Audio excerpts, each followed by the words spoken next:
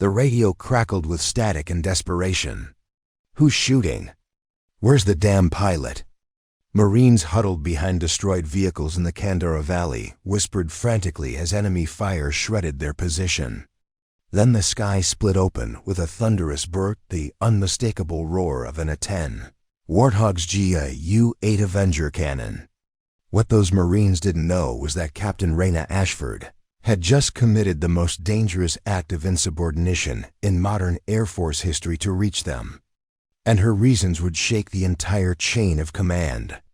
Before we jump back in, tell us where you're tuning in from, and if this story touches you, make sure you're subscribed, because tomorrow, I've saved something extra special for you. The afternoon sun blazed through the reinforced windows of Hangar 7 at Bagram Airbase in northern Kandara. Captain Reyna Ashford stood at rigid attention in her flight suit, her auburn hair pulled back in a tight bun, her green eyes fixed on the mission briefing board. Around her, 15 other pilots from the 455th Air Expeditionary Wing sat in folding chairs. Their attention locked on Colonel Derek Hammonds.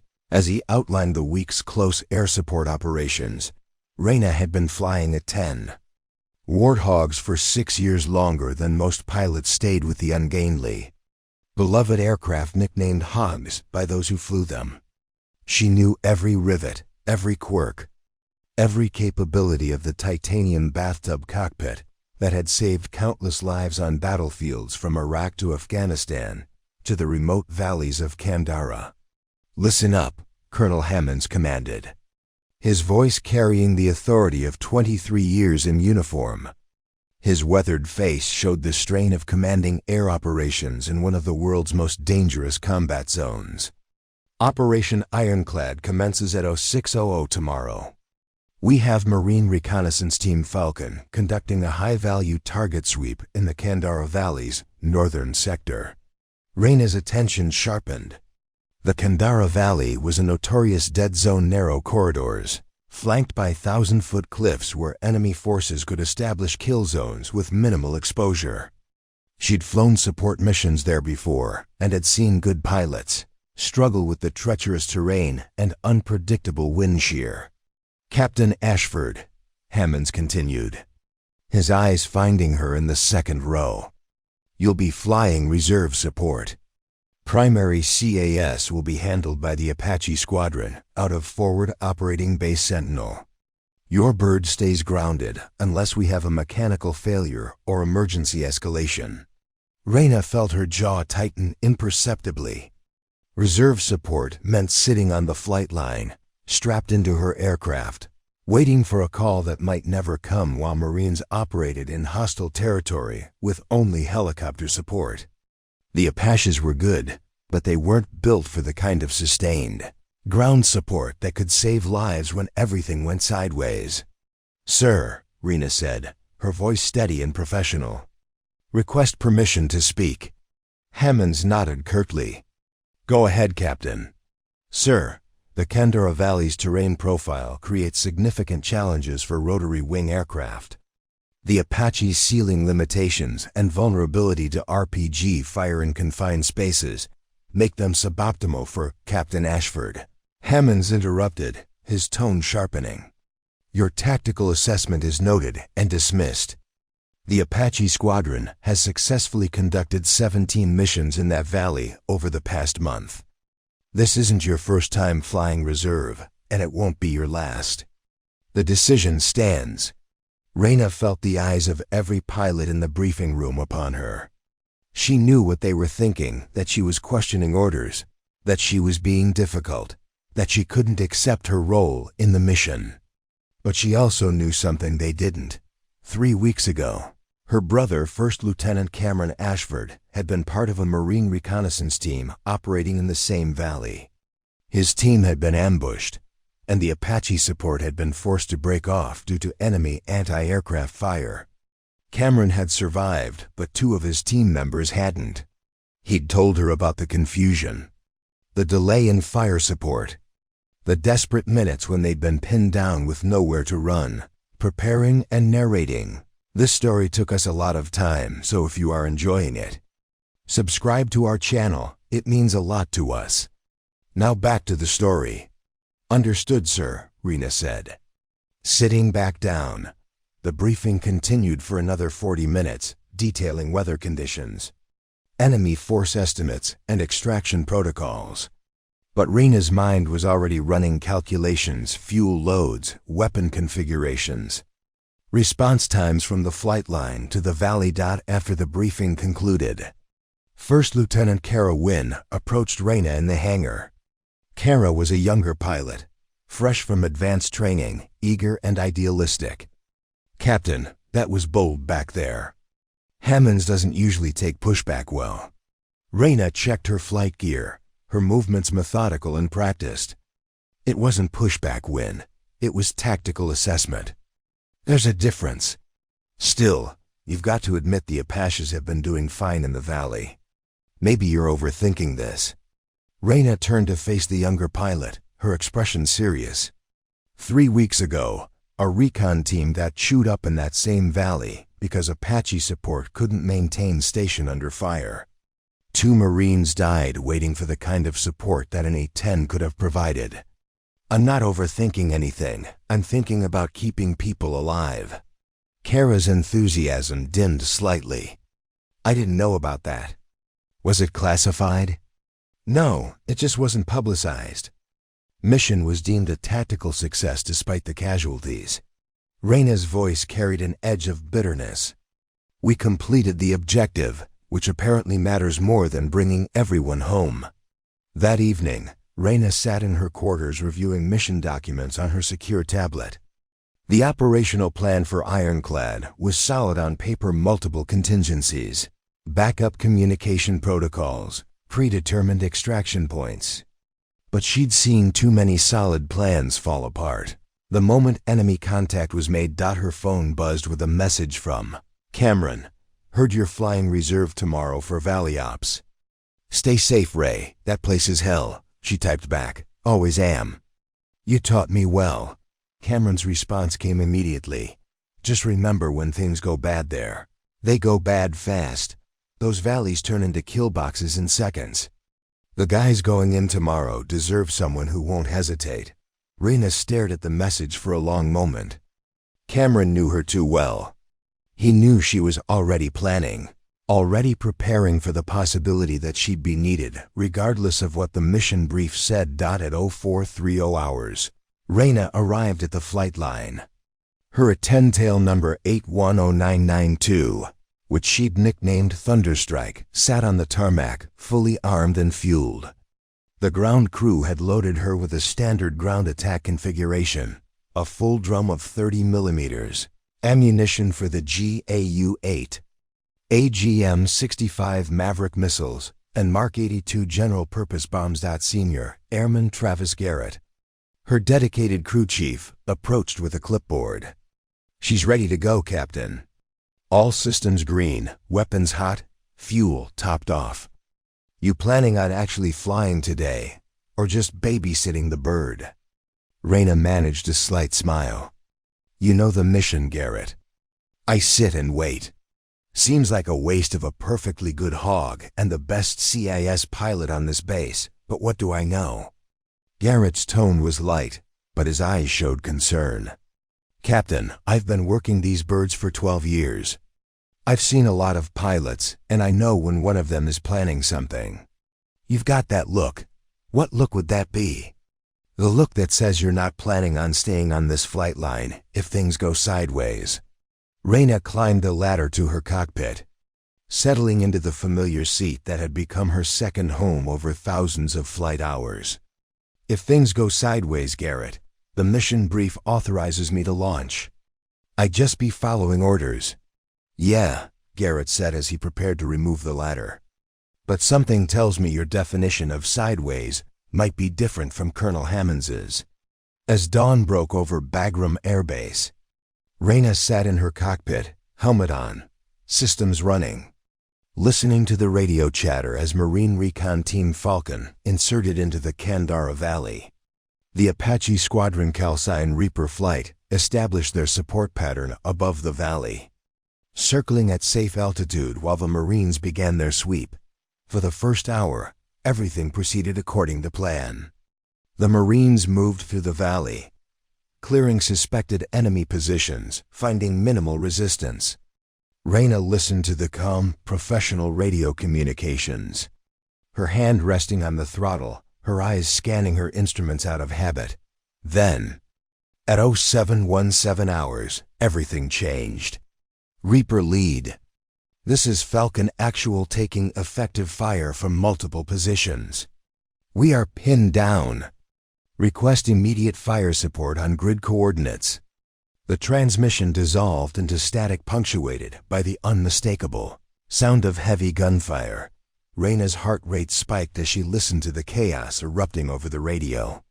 The Apache pilots were attempting to engage, but the enemy fire was intense RPGs streaking through the air, forcing the helicopters to break off their attack runs. Falcon Actual. This is Reaper lead. We're taking heavy fire, multiple launch positions in the cliffs. We cannot maintain station. Request permission to relocate to safer altitude. Negative, Reaper lead. The Marine commander's voice was strained, desperate. We need fire support now. We have wounded and cannot extract under this volume of fire.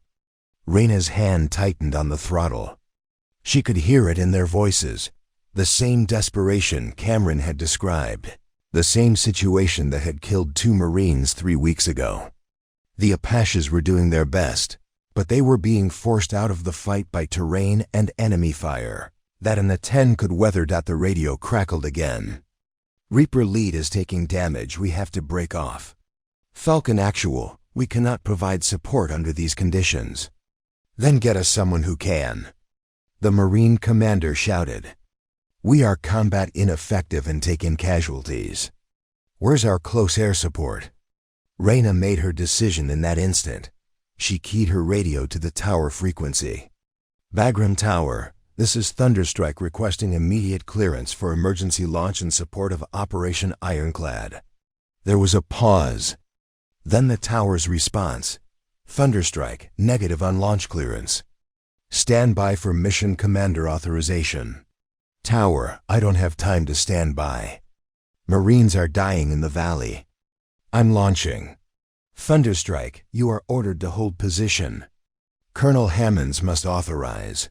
Reyna switched off her radio to the tower frequency and brought her engines to full power.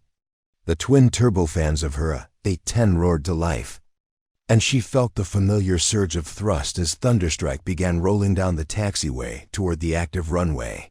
All aircraft. This is Bagram Tower. Thunderstrike is launching without authorization. Repeat. Unauthorized launch in progress. Reyna ignored the radio calls, focused entirely on her aircraft and the mission ahead. She knew what she was doing, disobeying direct orders, launching without authorization, potentially ending her military career. But she also knew what would happen if she didn't act. More. Marines would die waiting for support that was supposed to be there, but couldn't reach them. As Thunderstrike's wheels left the runway and she climbed into the morning sky, Reyna switched to the tactical frequency. Falcon Actual, this is Thunderstrike. A-10 Warthog inbound to your position. Hold tight, cavalry's coming. The Marine commander's response was a mixture of relief and confusion. Thunderstrike, who authorized your launch? We were told reserve support wasn't available. Nobody authorized it, Reyna replied, banking hard toward the Kandara Valley. But you need fire support, and I'm bringing it. Give me target coordinates and prepare to mark enemy positions. Behind her. Back at Bagram Airbase, Colonel Hammonds was staring at his operations board in fury and disbelief, shouting orders to ground Reyna the moment she returned, if she returned. But Reyna Ashford wasn't thinking about consequences anymore. She was thinking about the Marines in that valley, about her brother's team 3 weeks ago, about every soldier who had ever called for close air support and wondered if it would come in time. What do you think Captain Ashford will face when she reaches the valley? Will her defiance save lives or end her career?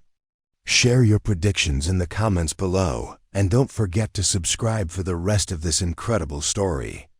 The Kandara Valley stretched below Reyna's cockpit like a scar carved into the earth, narrow, winding, and deadly. Sheer cliffs rose on both sides, their faces pockmarked with caves and crevices where enemy fighters had established firing positions. At the valley floor, she could see the smoke trails from RPGs and the muzzle flashes of heavy machine guns tearing into the Marine positions. "Thunderstrike, this is Falcon Actual." The Marine commander's voice was tight with controlled panic.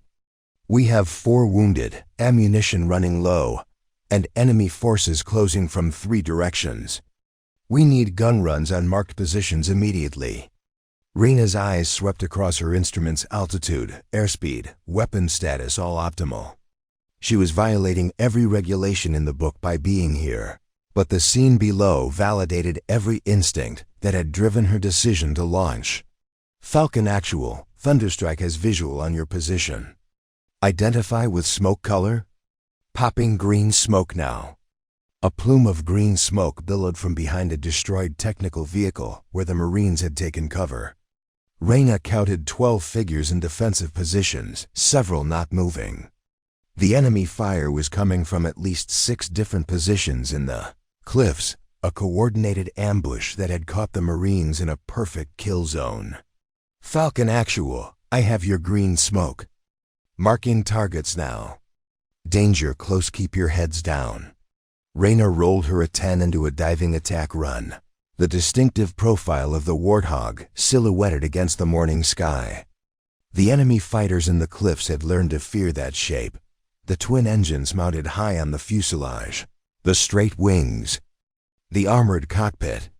That could absorb punishment, that would destroy any other aircraft.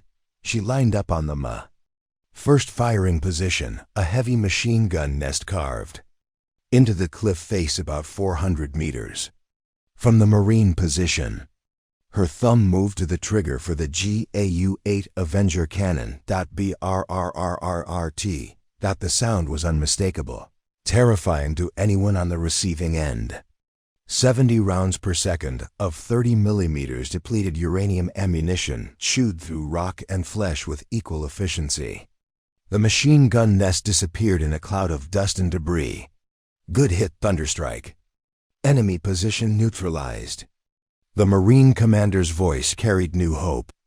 "Second target, grid coordinates. I see it, Falcon. RPG position, upper cliff face, northwest of your position." Reyna pulled up from her first run, banking hard left to line up her next attack. Anti-aircraft tracers streaked past her canopy. The enemy was shooting back now. Realizing the Apache helicopters had been replaced by something far more dangerous, she ignored the tracers. The A-10 had been designed to take punishment. Her titanium bathtub cockpit could withstand direct hits from 23 millimeters cannon fire. She'd flown birds back to base with hundreds of holes in the fuselage, with one engine shot out, with hydraulics leaking and control surfaces damaged. The Warthog was built to keep flying and keep fighting. BRRRRRT. The second position vanished. Then the third. Then the fourth. "Thunderstrike, you're taking fire from multiple positions." The Marine spotter's voice was urgent. "They're tracking you." "Let them track," Reyna replied calmly, rolling into another attack run. "They can't hurt me, and I'm going to kill every one of them." For the next 8 minutes, Reyna transformed the Kandara Valley into a demonstration of what close air support was supposed to be.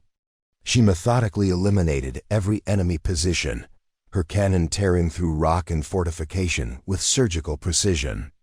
When she expended her 30 millimeters ammunition, she switched to Maverick missiles, taking out the remaining positions with devastating accuracy. "Falcon Actual, this is Thunderstrike. All marked targets destroyed. Enemy fire has ceased. You're clear to extract your wounded. Thunderstrike." The Marine commander's voice was thick with emotion. "I don't know who you are or why you came when nobody else could, but you just saved 12 lives. How copy?" "Good copy, Falcon. Get your people out of there." I'll maintain station until you're clear. As Reyna circled above the valley, watching the Marines evacuate their wounded, her radio crackled with a different voice, one she'd been dreading. Captain Ashford, this is Colonel Hammonds. His voice was ice. You are ordered to return to Bagram immediately. Do not engage any further targets. Do not deviate from direct flight path back to base. You are under arrest for disobeying direct orders and unauthorized launch of a military aircraft. Acknowledge. Reyna keyed her mic. Colonel Hammonds, I acknowledge your orders. Returning to base now. Marines are extracted and en route to Phobe Sentinel with 4 wounded but no Kia. Mission successful. Captain, we will discuss your definition of mission successful when you land. Tower, guide her in and have security personnel standing by. The flight back to Bagram took 23 minutes. Reyna used the time to run through everything that had happened, preparing herself for what was coming. She'd saved 12 Marines, prevented a catastrophic loss that would have made international headlines. But she'd also committed one of the most serious offenses in military aviation, launching without authorization, disobeying direct orders from her commanding officer, and potentially compromising the operational security of an ongoing mission. When Thunderstrike's wheels touched down on the runway, Reyna could see the security vehicles waiting near the hangar. Colonel Hammonds stood beside them, his arms crossed, his face a mask of controlled fury.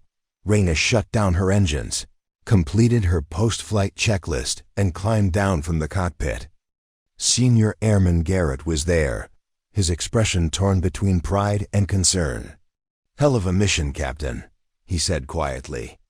Best gun runs I've ever seen on the battle damage assessment footage. Thanks, Garrett. Take care of Thunderstrike for me.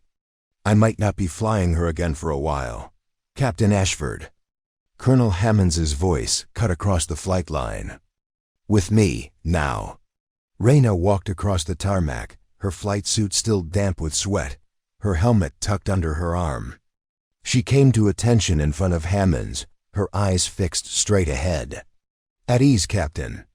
Though I don't know why I'm bothering with military courtesy for someone who just threw every regulation out the window.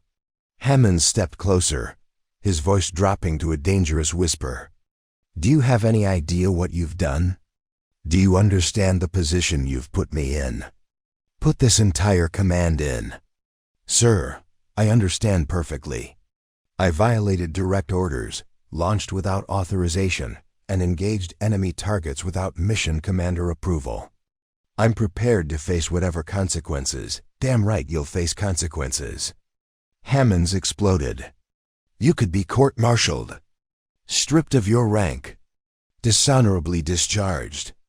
And for what? To play hero for a Marine unit that had Apache support available? Sir, the Apache support was ineffective. They were being forced out of the valley by enemy fire and couldn't maintain station. The Marines were pinned down and taking casualties with no effective fire support. I had the capability to reach them, and I acted. You acted without orders. In a military chain of command, Captain, we follow orders even when we disagree with them. That's what separates us from a mob. Reyna's jaw tightened. Sir, I took an oath to protect American lives. Those Marines were dying because the support we planned for them wasn't adequate for the tactical situation. I had the training, the aircraft, and the position to help them. I couldn't sit on that flight line and listen to them die. So you decided that your judgment was superior to mine? That you knew better than your commanding officer? Sir, it wasn't about judgment or superiority. It was about capability. An A-10 can operate in conditions that would destroy an Apache. The Warthog was designed specifically for close air support in contested environments. Those Marines needed what only I could provide. Colonel Hammonds was silent for a moment, his eyes studying Reyna's face. You're talking about your brother's team, aren't you? The mission 3 weeks ago. Reyna met his gaze. Sir, I'm talking about every soldier who has ever called for close air support and wondered if it would arrive in time. My brother's experience informed my tactical assessment, but it didn't drive my decision. The situation drove my decision. The situation, Captain, is that you committed a career-ending act of insubordination. Yes, sir. And I'd do it again. The silence that followed was broken by the sound of approaching vehicles. A staff car pulled up, and Brigadier General Lawrence Cortez stepped out. Cortez was the commander of all Air Force operations in the Kandara region, a veteran pilot himself who had flown F-16s in 3 different combat zones. Colonel Hammonds, Cortez said formally. I need to speak with Captain Ashford, privately. Hammonds stiffened. Sir, Captain Ashford is under arrest for... I'm aware of the situation, Colonel. I've been monitoring the communications. I'll handle this from here. Hammonds looked like he wanted to argue but couldn't. He saluted sharply and walked away, leaving Reyna alone with the general. Cortez studied her for a long moment. Captain Ashford, I've been reviewing the tactical data from your mission. Battle damage assessment shows you eliminated 17 enemy positions in 8 minutes with 0 collateral damage and no friendly fire incidents. The Marines you supported are calling you a guardian angel. Sir, I was just doing my job. No, Captain. You were doing a job you weren't authorized to do, using an aircraft you weren't cleared to fly, in direct violation of orders from your commanding officer. Cortez paused. And in the process, you executed one of the most effective close air support missions I've seen in 30 years of service. Reyna remained at attention, unsure where this was heading. I've also been reviewing the operational planning for Operation Ironclad, Cortez continued. And I've been asking myself why we designated you as reserve support instead of primary. Can you tell me why that decision was made? Sir, Colonel Hammonds determined that Apache helicopters were sufficient for the mission profile. And were they? Reyna hesitated, choosing her words carefully. Sir, the Apaches are excellent aircraft with skilled pilots. But the tactical environment of the Kandara Valley creates challenges that favor fixed-wing close air support over rotary wing. The A-10's survivability, loiter time, and weapon systems make it better suited for sustained combat operations in that terrain. So you're saying Colonel Hammonds made the wrong tactical decision? Sir, I'm saying the situation evolved in a way that required capabilities only the A-10 could provide. Cortez almost smiled. That's a diplomatic way of saying your commanding officer screwed up the mission planning, Captain. Sir, I would never. At ease, Captain. Cortez's tone softened slightly. I'm not here to trap you into insulting your commander. I'm here because I need to understand why one of my pilots felt compelled to risk her entire career to support a Marine unit. Reyna took a breath. Sir, 3 weeks ago, my brother's Marine recon team was ambushed in the same valley. Apache support was available but couldn't maintain station under fire. 2 Marines died while waiting for fire support that couldn't reach them. When I heard the same situation developing today, I knew what would happen if I didn't act, so this was personal. Sir, it started personal. But it became about something bigger. It became about whether we're going to adequately support the troops we send into combat. Whether we're going to give them the best possible chance of coming home alive. Cortez pulled a folder from his briefcase. Captain, I'm going to show you something that's classified above your current clearance level. But given the circumstances, I think you need to see it. He opened the folder, revealing after-action reports from multiple missions in the Kandara Valley over the past 6 months. Each one showed the same pattern: Apache support. Forced to break off or unable to maintain. Effective station due to terrain and enemy. Fire. We've known for months that the Apache support in this valley is suboptimal, Cortez said. But we've been reluctant to shift to fixed-wing CAS because of political considerations. The Apache program is favored by certain members of Congress, and we've been under pressure to demonstrate its effectiveness in all combat environments. Reyna stared at the reports, feeling anger building in her chest. Sir, are you telling me that tactical decisions are being driven by political considerations rather than what's best for the troops on the ground? I'm telling you that the real world is more complicated than what they teach at the academy, Captain. Sometimes the right tactical decision conflicts with political realities, and sometimes it takes someone willing to ignore both to save lives. Cortez closed the folder. Captain Ashford, what you did today was tactically brilliant and absolutely necessary. It was also completely unacceptable from a military discipline standpoint. I have a responsibility to maintain good order and discipline in my command. I can't have pilots launching without authorization whenever they disagree with mission planning. I understand, sir. However, Cortez continued, I also have a responsibility to learn from what works and what doesn't. Your mission today demonstrated conclusively that A-10 close air support is far more effective in the Kandara Valley than Apache support. That's information I can use to change our operational doctrine. Reyna felt a glimmer of hope. Sir, does that mean? It means, Captain, that I'm going to make you an offer. You can accept the court-martial that Colonel Hammonds wants to pursue, or you can help me build a case for changing how we conduct close air support operations in this theater. Sir, how would I do that?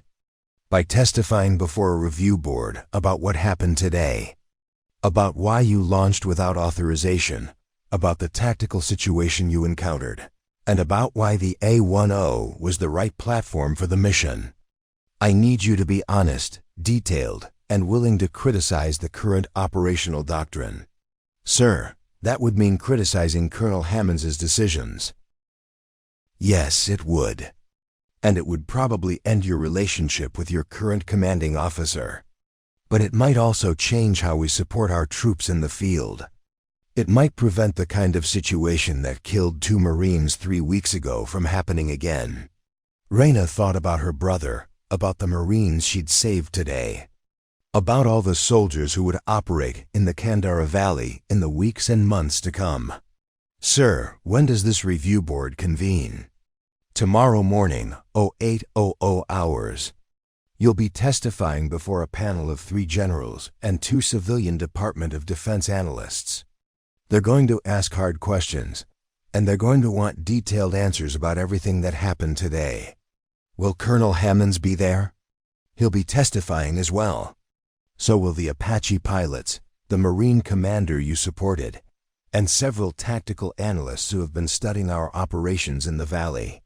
Reyna straightened her shoulders. Sir, I'll testify. I'll tell them exactly what happened and why I made the decisions I made. Good. Because, Captain, this is bigger than just one unauthorized mission. This is about whether we're going to let politics drive our tactical decisions, or whether we're going to do what's right for the men and women we send into combat. As General Cortez walked away, Reyna realized that her act of defiance had opened a door she hadn't expected. She wasn't just fighting for her own career anymore. She was fighting to change how the entire Air Force conducted close air support operations. First Lieutenant Kara Wynne approached tentatively. Captain, I heard what happened. The whole base is talking about it. Some people are calling you a hero. Others are saying you should be court-martialed. Reyna managed a tired smile. What do you think, Wynne? I think you saved 12 lives today. And I think you're braver than anyone I've ever met. Bravery had nothing to do with it. I just couldn't sit there and listen to people die when I had the ability to help them. That's exactly what bravery is. Ma'am, as the sun set over Bagram Airbase, Reyna sat in her quarters preparing for the next day's testimony.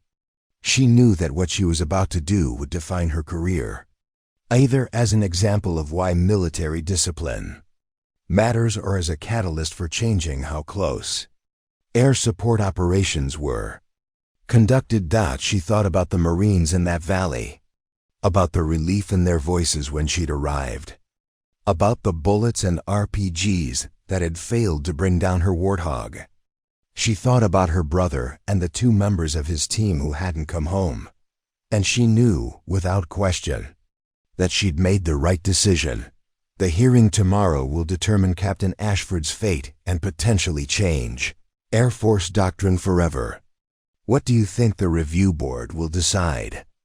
Drop your predictions in the comments and subscribe to see what happens next in this incredible true story of courage and conviction. The review board convened in Conference Room Delta, a windowless chamber in the secure section of Bagram's command center.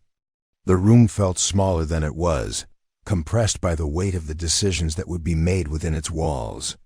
3 generals sat behind an elevated table, General Cortez in the center, flanked by Major General Patricia Drummond from Air Combat Command and Major General Thomas Kellerman from Marine Corps Forces Central Command.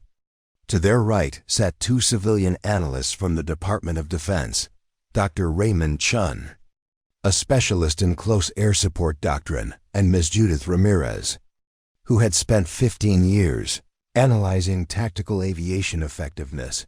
Reyna stood at the witness table in her service dress uniform, her medals aligned precisely, her bearing rigid. Behind her in the gallery sat Colonel Hammonds, his face an unreadable mask. The Apache pilots from Reaper Flight occupied the second row. Alongside the Marine commander she'd rescued, Captain Nathan Cross, whose left arm was now in a sling from the firefight. General Cortez called the hearing to order. This review board has been convened to examine the events of Operation Ironclad, specifically the unauthorized launch and combat engagement conducted by Captain Reyna Ashford. Captain, you understand that your testimony here is being recorded and may be used in subsequent legal proceedings? Yes, sir. I understand completely. Then let's begin with the basic facts. At approximately 0717 hours yesterday, you launched your aircraft without authorization from Colonel Hammonds or tower clearance. What was your reasoning? Reyna had rehearsed this moment dozens of times in her mind, but now that it was here, she felt the full weight of what she was about to say. Sir, I was monitoring tactical communications when Marine Recon Team Falcon came under heavy fire in the Kandara Valley. Apache support was on station but was being forced to break off due to enemy anti-aircraft fire and the confined terrain. The Marines were pinned down, taking casualties, and had no effective fire support. Dr. Chun interrupted, his voice clinical and detached. Captain Ashford, the mission brief designated you as reserve support. Why didn't you request authorization before launching? Sir, I did request authorization from the tower. I was told to stand by for Colonel Hammonds' approval. But the tactical situation was deteriorating rapidly. Marines were dying. Every second I waited was another second they were taking fire without support. I made the tactical decision that the immediate threat to American lives outweighed the procedural requirement for authorization. So you decided that saving time was more important than following orders? Colonel Hammonds' voice cut through the room like a blade. General Cortez raised his hand. Colonel, you'll have your opportunity to speak. Captain Ashford, continue. Reyna turned to face the board directly. Sir, it wasn't about saving time. It was about understanding that the authorization process would take minutes we didn't have. In my assessment, if I waited for proper authorization, I would arrive at a valley full of dead Marines. The A-10's response time from Bagram to the Kandara Valley is approximately 11 minutes. The Apache support had already broken off. Those Marines had maybe 5 minutes before they would be overrun. Major General Drummond leaned forward, her eyes sharp and analytical. Captain, you keep emphasizing that the Apache support broke off. Were they not capable of providing adequate fire support? This was the moment Reyna had been both preparing for and dreading. Criticizing the Apache support meant criticizing not just the aircraft, but the doctrine that had placed them there. The decisions that had made them primary support, and by extension, every officer who had approved that plan. Ma'am, The Apache is an exceptional aircraft with highly skilled pilots. But it was the wrong platform for the Kandara Valley tactical environment. The valley's terrain creates multiple problems for rotary wing aircraft-confined spaces that limit maneuverability. Cliff faces that provide concealed firing positions for RPGs and heavy machine guns. And wind shear that affects helicopter stability. The Apaches did their best, but they were being forced out of effective range by a threat environment they weren't designed to handle. And the A-10 was designed for that environment? Dr. Chun's tone suggested skepticism. Yes, sir. The A-10 Warthog was specifically designed for close air support in contested environments. The titanium bathtub cockpit can withstand direct hits from 23mm anti-aircraft fire. The twin engines are mounted high on the fuselage, protected from ground fire. The straight-wing design provides excellent low-speed maneuverability. And the GAU-8 Avenger cannon delivers precision fire that can eliminate point targets without risking collateral damage. Reyna pulled out a tablet she'd been authorized to bring. Sir, if I may, I've prepared a comparative analysis of Apache versus A-10 capabilities in confined valley operations.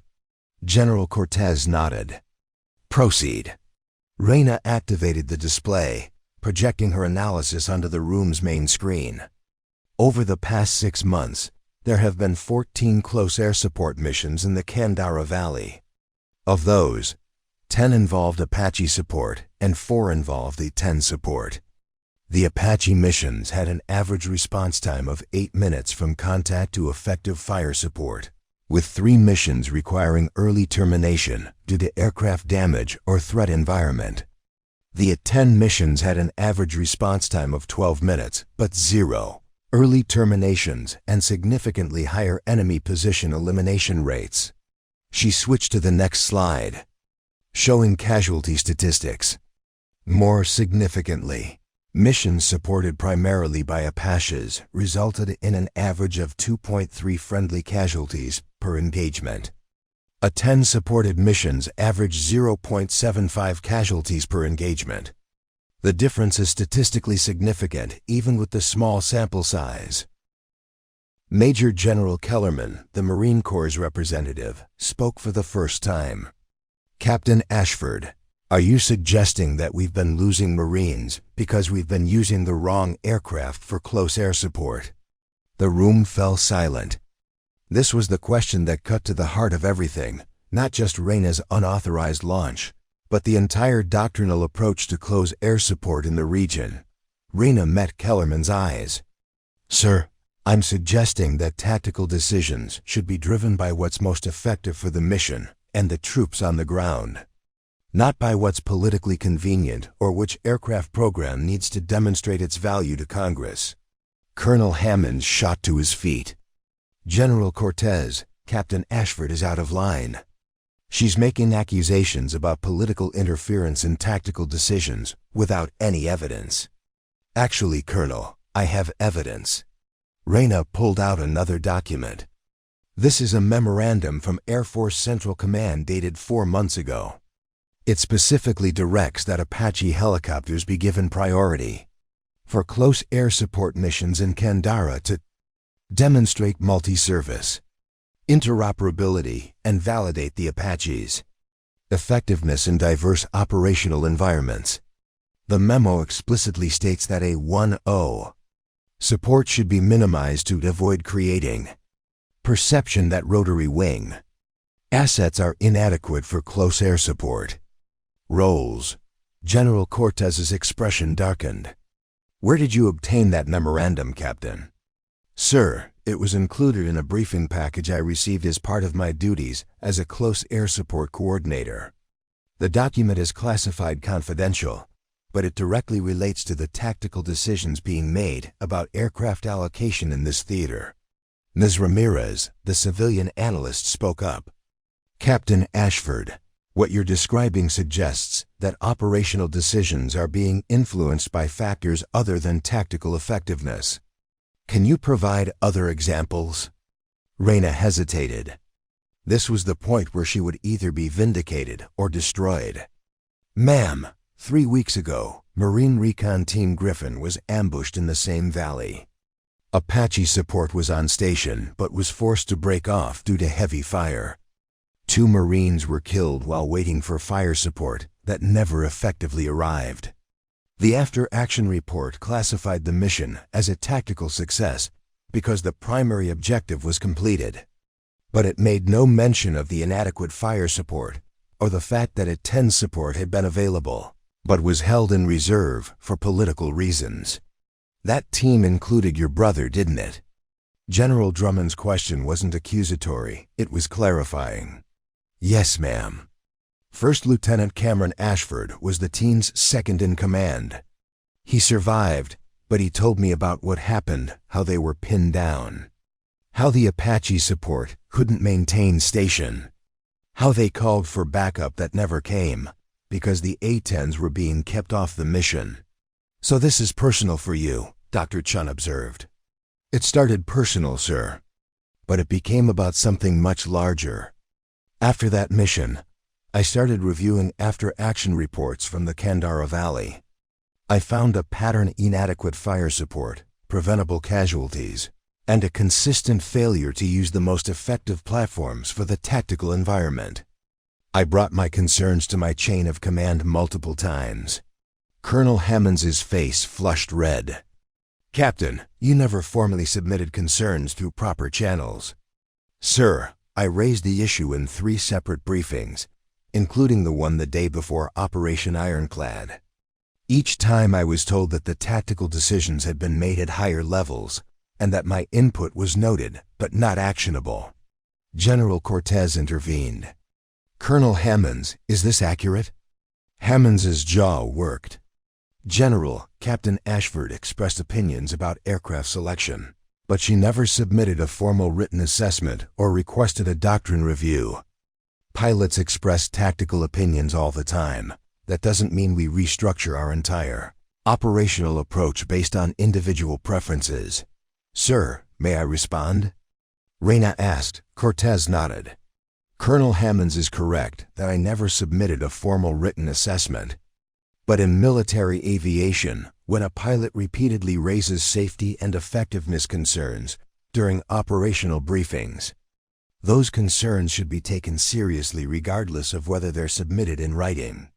I raised these issues because I saw Marines dying unnecessarily. When my concerns were consistently dismissed, I was faced with a choice: continue following orders that I knew were getting people killed, or act on my own authority to prevent further casualties. Major General Kellerman leaned back in his chair. Captain, let me make sure I understand your position. You're saying that you knowingly and deliberately violated orders because you believed your tactical judgment was superior to that of your commanding officer and the operational planners who designed the mission? No, sir. I'm saying I violated orders because the evidence showed that the current tactical approach was failing, and because I had the capability to provide effective support that was being withheld for reasons that had nothing to do with military effectiveness. That's a distinction without a difference, Captain. You still violated orders. Yes, sir, I did. And I accept full responsibility for that violation. But I also prevented 12 Marines from dying in a valley where the planned support was inadequate. The room fell into tense silence. Reyna could see the board members exchanging glances, communicating in the unspoken language of senior officers who had to balance competing concerns: military discipline, tactical effectiveness, political considerations, and the lives of the troops they commanded. Captain Nathan Cross, the Marine commander Reyna had rescued, stood up in the gallery. General Cortez, permission to address the board? Captain Cross, this isn't that kind of hearing. Sir, with respect, I'm the one who was in that valley. I'm the one whose Marines would be dead if Captain Ashford hadn't violated orders.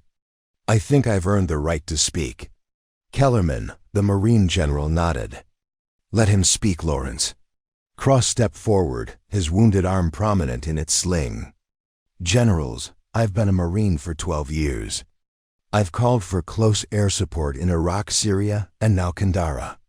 I know what good support looks like, and I know what inadequate support looks like. Yesterday, the Apache support we had was inadequate, not because the pilots weren't skilled or brave, but because they were flying the wrong aircraft for the mission. He pointed at Reyna. When Captain Ashford's A-10 arrived, everything changed. She eliminated 17 enemy positions in 8 minutes. She took fire that would have destroyed a helicopter and kept fighting. She gave my Marines the breathing room we needed to evacuate our wounded and regroup. Without her, I'd be writing letters to the families of dead Marines right now. Captain Cross, Colonel Hammonds said coldly. Nobody is disputing that Captain Ashford's combat performance was effective. What's at issue is whether she had the right to launch without authorization. Sir, from where I'm standing, she had not just the right but the duty. What good is military discipline if it means watching Marines die because nobody's willing to break the rules to save them? General Cortez raised his hand. Captain Cross, we appreciate your perspective, but this board needs to balance many considerations. General, forgive me, but I don't think you do need to balance considerations here. This is simple. Captain Ashford saw Marines in trouble, had the ability to help, and helped. Everything else, the doctrine debates, the political considerations. The questions about chain of command, those are important. But they're not more important than the 12 lives she saved. The Marine captain's words hung in the air like a challenge. Reyna felt a surge of gratitude for Cross's advocacy. But she also knew that his support might not be enough to overcome the institutional resistance to what she'd done. Dr. Chien spoke up, his analytical voice cutting through the emotion. I'd like to examine the broader implications of Captain Ashford's actions.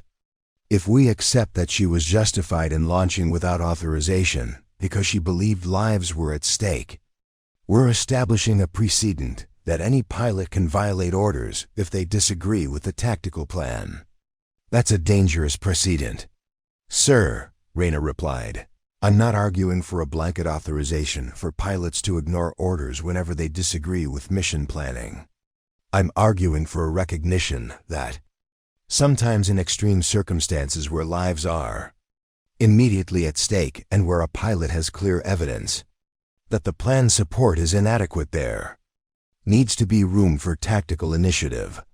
But who decides when those extreme circumstances exist? You, every individual pilot? Sir, in this case, I was monitoring real-time tactical communications.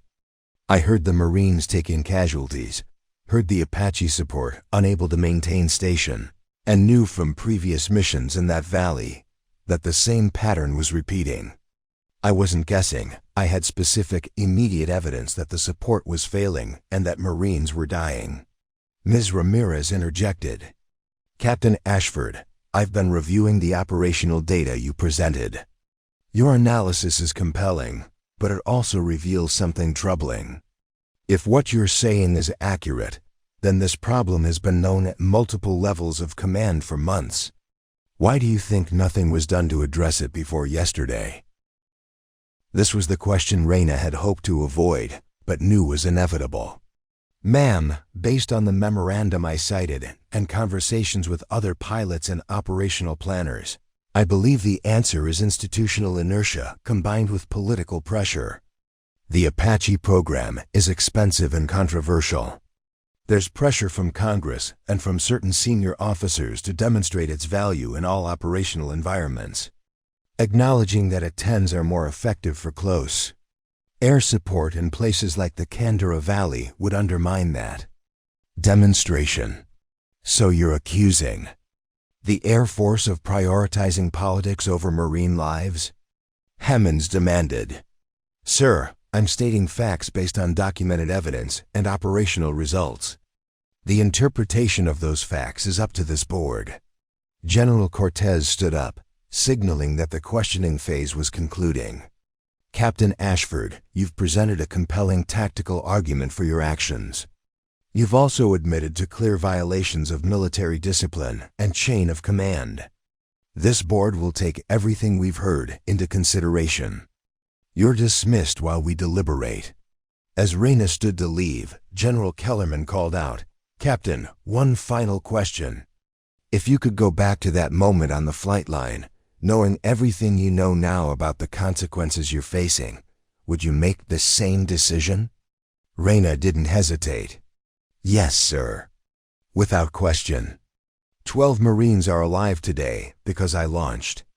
Whatever happens to my career, that was worth it." The deliberation room cleared, leaving only the 5 board members. Reyna walked out into the corridor where First Lieutenant Wynne was waiting. "How did it go?" Wynne asked anxiously. "I don't know. I told them the truth. Now we'll see if the truth is enough." What Reyna didn't know was that her testimony had exposed something far larger than a single unauthorized mission. The memorandum she'd cited, the casualty statistics she'd compiled, and the pattern of inadequate support she'd documented had opened an investigation that would reach far beyond one captain's decision to launch without authorization. In the deliberation room, General Cortez was already on a secure phone to the Pentagon, requesting a full audit of close air support operations across all theaters. The implications of what Reyna had revealed were staggering if political considerations were driving tactical decisions that resulted in preventable casualties. The problem extended far beyond the Kandara Valley. Captain Ashford's testimony has exposed a potential conspiracy of negligence reaching the highest levels of command. Will the review board vindicate her actions or make an example of her insubordination? The stakes have just gotten much higher. Drop a comment with your thoughts, and make sure you're subscribed. The next part of this story will shock you. The hours crawled by in the waiting area outside Conference Room Delta. Reyna sat on a metal bench, her service dress uniform growing increasingly uncomfortable as tension knotted her shoulders. First Lieutenant Wynne had been ordered back to duty, leaving Reyna alone with her thoughts and the occasional passing officer who either nodded respectfully or averted their eyes entirely. At 16:47 hours, the door opened. A young airman stepped out. "Captain Ashford, the board is ready for you." Reyna stood, straightened her uniform, and walked back into the conference room. The 5 board members looked exhausted, their faces showing the strain of hours spent debating her fate. General Cortez's expression was unreadable as she took her position at the witness table. "Captain Ashford," Cortez began, his voice formal and measured, "this board has spent considerable time examining your actions, your testimony, and the broader implications of what you've revealed. Before we announce our findings, I want to be clear about what we discovered during our deliberation." He gestured to Ms. Ramirez, who pulled up a series of documents on the main screen. "The memorandum you cited regarding Apache priority for close air support missions was part of a broader directive from Air Force Central Command. We've now obtained the full context of that directive, and it confirms your assertion that non-tactical considerations were influencing operational decisions." Reyna felt her heart rate spike. They'd validated her claims. Dr. Chen spoke next, his analytical tone softer than before. "We've also reviewed casualty data from the Kandara Valley over the past 8 months. The correlation between Apache primary support missions and higher casualty rates is statistically significant. Your analysis was not only accurate, it was conservative. The actual disparity in effectiveness is even greater than you presented." Major General Drummond leaned forward. "Captain, what you've exposed is a systemic problem that extends beyond this theater of operations. We've discovered similar patterns in 3 other regions where political considerations appear to have influenced tactical aircraft selection. The implications are staggering." However, General Kellerman interjected, his Marine Corps bearing rigid. "None of that changes the fundamental fact that you violated direct orders and launched without authorization. Military discipline cannot be conditional. If we excuse your actions simply because they produced positive results, we undermine the entire chain of command structure." Reyna's stomach tightened. This was the moment where her career would either survive or end. General Cortez stood. Captain Reyna Ashford, this board finds that you did willfully and knowingly violate direct orders by launching your aircraft without proper authorization. You disregarded established protocols and acted outside the approved chain of command. These actions constitute serious breaches of military discipline. The words landed like hammer blows.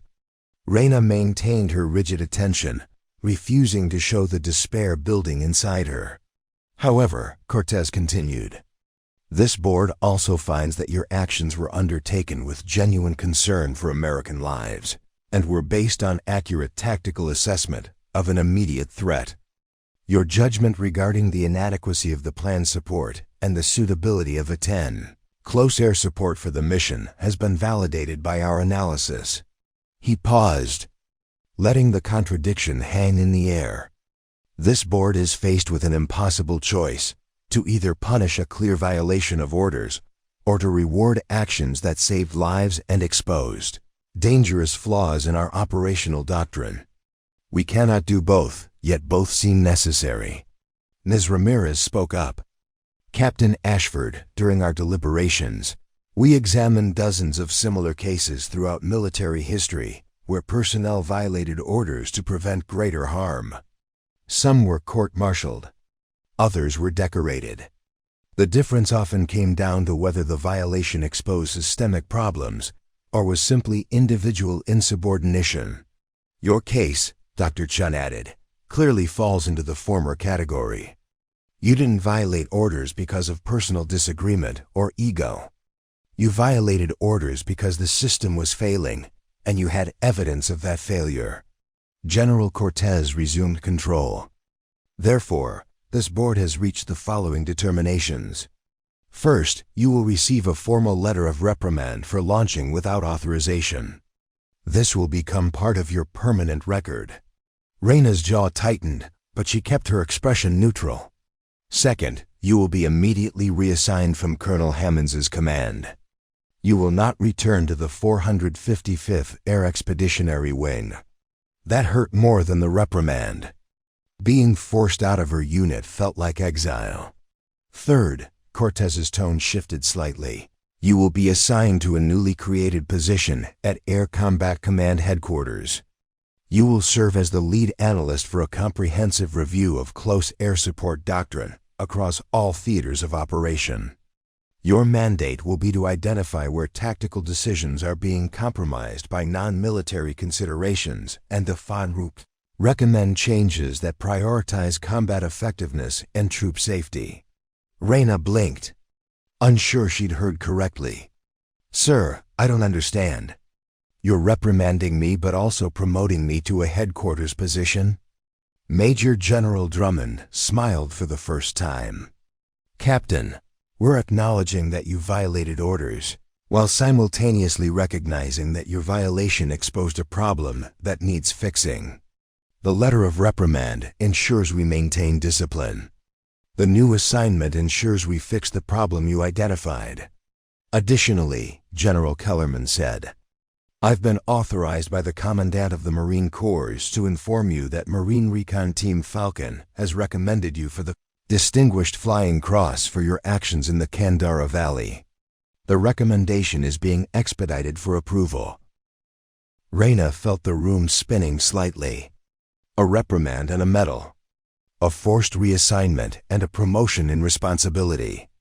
The contradictions were almost incomprehensible. Captain, Cortez said, his voice taking on a more personal tone, what you did was both wrong and necessary. We need officers who will follow orders, but we also need officers who will recognize when the orders are leading to preventable casualties. You found yourself in an impossible situation, and you made a choice that saved lives while violating regulations. We're trying to acknowledge both realities. Sir, Reyna managed, what about Colonel Hammonds? The room fell silent for a moment. Cortez exchanged glances with the other board members before responding. Colonel Hammonds is a competent officer who was following directives from higher command. However, His failure to take your repeated tactical concerns seriously represents a breakdown in the feedback loop that should exist between operational commanders and their pilots. He will be counseled, and his future mission planning will be subject to increased oversight. The real problem, Ms. Ramirez added, isn't any individual officer. It's the system that allowed political considerations to override tactical judgment. That's what your new assignment will address. Dr. Chun pulled up another document. Captain, as part of your new role, you'll have access to operational data from every combat theater where U.S. forces are engaged.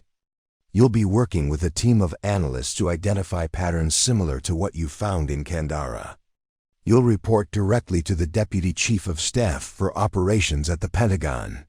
The magnitude of what they were offering and demanding began to sink in.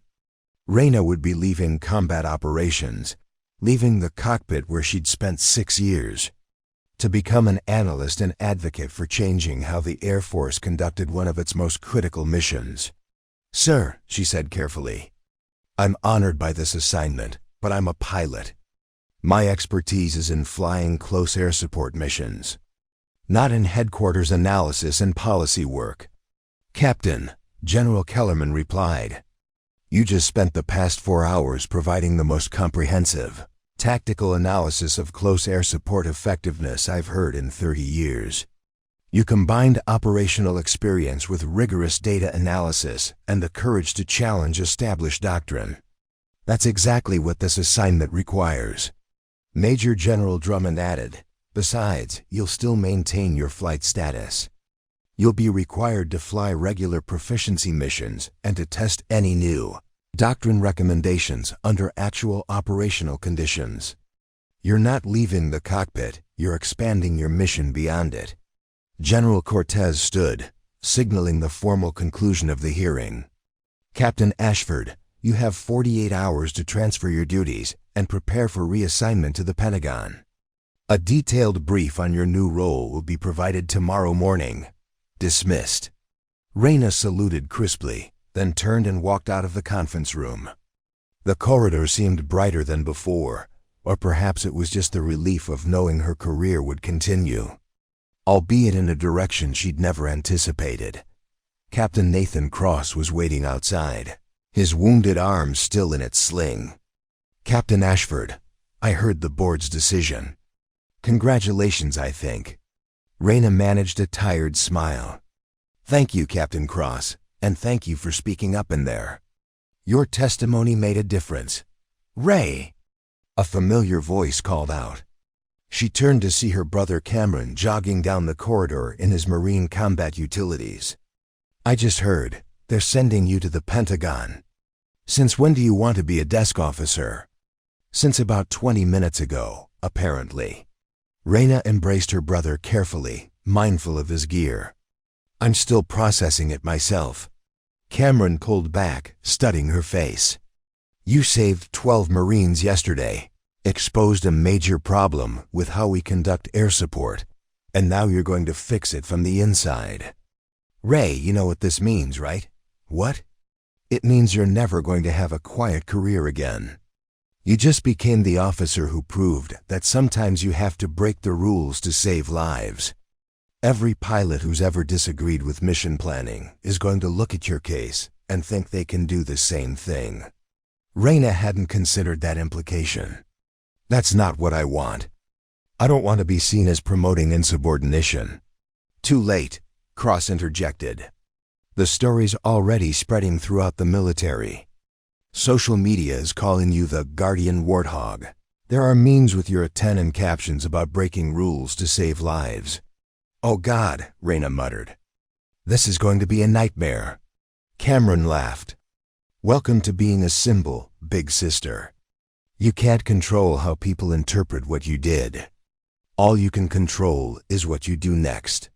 Over the following hours, Reyna began to understand the full scope of what she'd triggered. The review board's findings had been classified, but word had leaked, as it always did in military circles. Pilots across multiple bases were discussing her case, debating whether she'd been right to launch without authorization, arguing about the balance between following orders and exercising tactical judgment. Colonel Hammonds called her into his office one final time. The meeting was brief and professional. "Captain Ashford, I disagree with the board's decision to reward your insubordination with a prestigious assignment. However, I acknowledge that you exposed a legitimate problem with our operational planning. I hope you succeed in your new role, even though I believe you could have achieved the same result through proper channels. Sir, with respect, I tried proper channels multiple times. The proper channels weren't working." Hammonds' expression hardened. "Captain, the problem with your generation of officers is that you think everything should happen on your timeline. Sometimes change takes time. Sometimes you have to be patient with the system. Sir, Marines don't have time. When they're taking fire and calling for support, they need it immediately. Not after we've spent months navigating bureaucracy to maybe change doctrine. And that impatience is why you'll struggle in your new assignment. Changing Air Force doctrine isn't like executing a gun run, Captain. It requires patience, political skill, and the ability to work within the system rather than against it." Reyna stood to leave. "Sir, maybe that's exactly why they're sending someone who doesn't have patience for unnecessary casualties. Someone needs to push for changes that should have been made years ago." As she walked out of Hammonds' office for the last time, Reyna realized her brother was right. Her career had fundamentally changed direction. She was no longer just a pilot executing missions. She was becoming an advocate for changing how those missions were planned and executed. That evening, as she packed her belongings in preparation for her move to the Pentagon, First Lieutenant Wynne knocked on her door. "Captain, I wanted to say goodbye. And to thank you." "Thank me? For what?" "For showing me that being a good officer sometimes means doing the hard thing, even when it might destroy your career. I've been thinking about the kind of pilot I want to be, and your example gave me a lot to consider." Reyna felt the weight of responsibility settling on her shoulders. "Wynne, don't misunderstand what happened here. I violated orders, and I got lucky that the circumstances vindicated my decision. That's not a model for how to conduct yourself as an officer." "Maybe not," Wynne replied. "But it is a model for how to make impossible choices when lives are on the line. And that's something every combat pilot needs to understand." After Wynne left, Reyna stood alone in her quarters, looking at the photographs on her wall, her A-10 in flight, her squadron mates, the patch from her first combat deployment. She was leaving this world behind, entering something new and uncertain.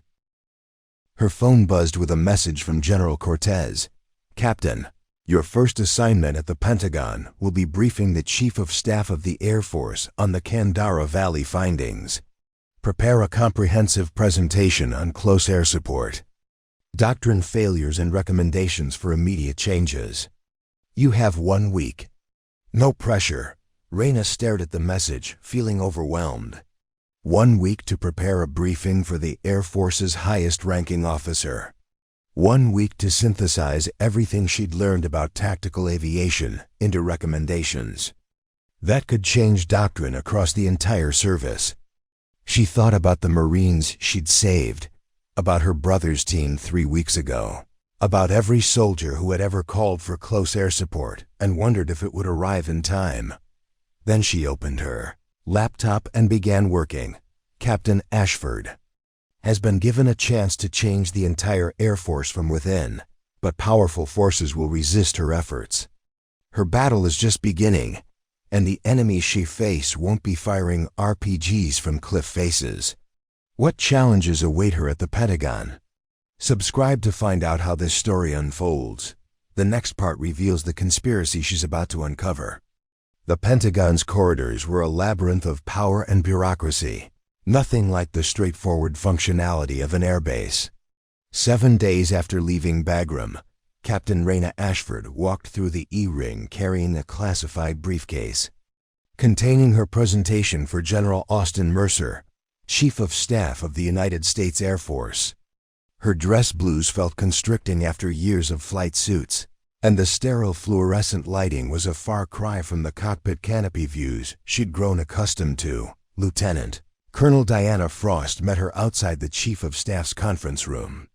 Frost was her new direct supervisor, a career intelligence officer with sharp features and sharper instincts. "Captain Ashford, you're early. Good. General Mercer doesn't tolerate inefficiency or imprecision. You'll have exactly 30 minutes to present your findings. He'll interrupt with questions, answer them directly and concisely. Don't elaborate unless asked." "Understood, ma'am." Frost's eyes narrowed slightly. "I've read the Kandara Valley report. What you uncovered is explosive, but it's also politically dangerous. There are senior officers whose reputations are tied to the doctrine you're about to criticize. They won't appreciate being told their decisions cost lives. Ma'am, my job is to present accurate tactical analysis, not to manage egos. Your job, Captain, is to survive long enough in this building to actually change something. There's a difference between being right and being effective. Learn it quickly." The conference room doors opened, and Reyna entered a space dominated by a massive mahogany table. General Mercer sat at the head, a man in his early 60s with steel-gray hair and eyes that missed nothing. Flanking him were two other officers Reyna hadn't expected: Major General Leonard Stroud from Acquisition and Technology, and Brigadier General Monica Hargrove from Strategic Plans and Policy. "Captain Ashford," Mercer's voice carried absolute authority, "I've read General Cortez's preliminary report. You have my attention for 30 minutes. Make them count." Reyna connected her laptop to the room's display system and pulled up her first slide. "Sir, over the past 18 months, close air support. Missions using Apache helicopters as primary platforms in confined terrain environments have resulted in 23% higher friendly casualties compared to a 1-0 Warthog missions in similar environments. This disparity represents approximately 47 preventable American deaths across 4 theaters of operation." The number landed like a physical blow. Mercer's expression didn't change, but she saw his jaw tighten. "Those are serious accusations, Captain," General Stroud interjected. "The Apache program represents billions in investment and is crucial to our multi-service integration strategy. Are you suggesting that entire program is flawed?" "No, sir. I'm suggesting it's being deployed in tactical environments where it's suboptimal, while more effective platforms are being underutilized due to non-tactical considerations." Reyna advanced to her next slide, showing the memorandum from Air Force Central Command. This directive explicitly prioritizes Apache missions to demonstrate program value and validate multi-service interoperability. Those are acquisition and political goals, not tactical objectives. General Hargrove leaned forward. "Captain, every military decision involves balancing multiple factors: combat effectiveness, cost, political support, alliance relationships. You can't simply optimize for one variable and ignore the others." "Ma'am, with respect, when the variable we're sacrificing is American lives, we need to reconsider our priorities." The room fell silent. Reyna knew she was being dangerously direct, but Lieutenant Colonel Frost's warning echoed in her mind. Being right wasn't enough if she couldn't be effective. "General Mercer," Reyna continued, "I'm not advocating for eliminating the Apache program or for ignoring political realities. I'm advocating for honest tactical assessments that match platforms to missions based on effectiveness rather than on which program needs positive performance data for congressional hearings." Mercer spoke for the first time since her opening. "Show me the Kandara Valley data." Reyna pulled up detailed combat footage from her mission: the narrow valley, the enemy positions in the cliffs, the Marines pinned down under fire, the Apache. Support on station was forced to break off after 6 minutes due to RPG threats and terrain constraints. My A-10 engaged for 23 minutes under the same threat environment and eliminated 17 enemy positions without damage to the aircraft. "One successful mission doesn't establish a pattern," Stroud argued. No, sir, but 14 missions over 8 months due. Reyna displayed her comprehensive analysis, mission durations, casualty rates, platform damage assessments, and enemy position elimination percentages. The A-10 survivability, weapons payload, and loiter time make it demonstrably superior for sustained close air support in confined, high-threat environments. General Hargrove studied the data, her expression thoughtful. Captain, assuming your analysis is correct, why wasn't this identified through normal operational reviews? We have entire departments dedicated to assessing platform effectiveness. This was the moment Reyna had been dreading, the moment when she'd have to directly implicate the system's failures rather than just presenting tactical data. Ma'am, the problem is that operational reviews are being conducted within a framework that already assumes Apache priority. Review criteria are weighted toward factors like multi-service integration and program validation rather than purely toward combat effectiveness measures. Additionally, after-action reports are being written in ways that classify missions as tactical successes even when preventable casualties occurred. Are you accusing officers of falsifying reports? Stroud's voice was sharp. No, sir. I'm saying that the reporting structure incentivizes emphasizing mission completion over analyzing support adequacy. When a reconnaissance team completes its objective but takes casualties due to inadequate fire support, the mission is classified as successful. The casualty analysis focuses on enemy effectiveness rather than on whether better platform selection could have prevented those casualties. Mercer stood and walked to the window overlooking the Potomac River. Captain Ashford, what you're describing is a systemic problem with how we evaluate tactical effectiveness. If you're right, it means we've been optimizing for the wrong metrics and people have died as a result. Yes, sir. That's exactly what I'm describing. He turned back to face her. And the solution? Reyna advanced to her recommendation slide. First, establish clear separation between acquisition program validation and tactical deployment decisions. Aircraft should be deployed based on combat effectiveness assessments, not on program office needs. Second, revise after-action reporting. Requirements to include specific analysis of fire support adequacy and platform suitability.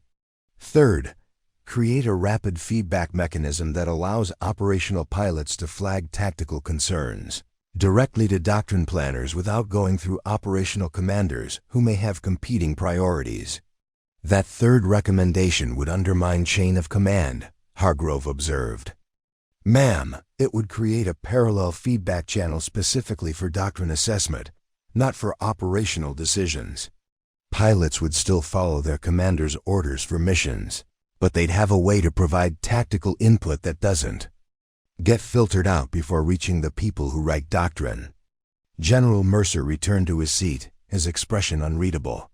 Captain, implementing your recommendations would require challenging some very powerful interests in this building and on Capitol Hill. The Apache program has strong support from key congressional committees. Admitting that we've been misusing it could jeopardize funding for future rotary wing programs. Sir, I understand the political complications, but Marines are dying because we're prioritizing program funding over tactical effectiveness.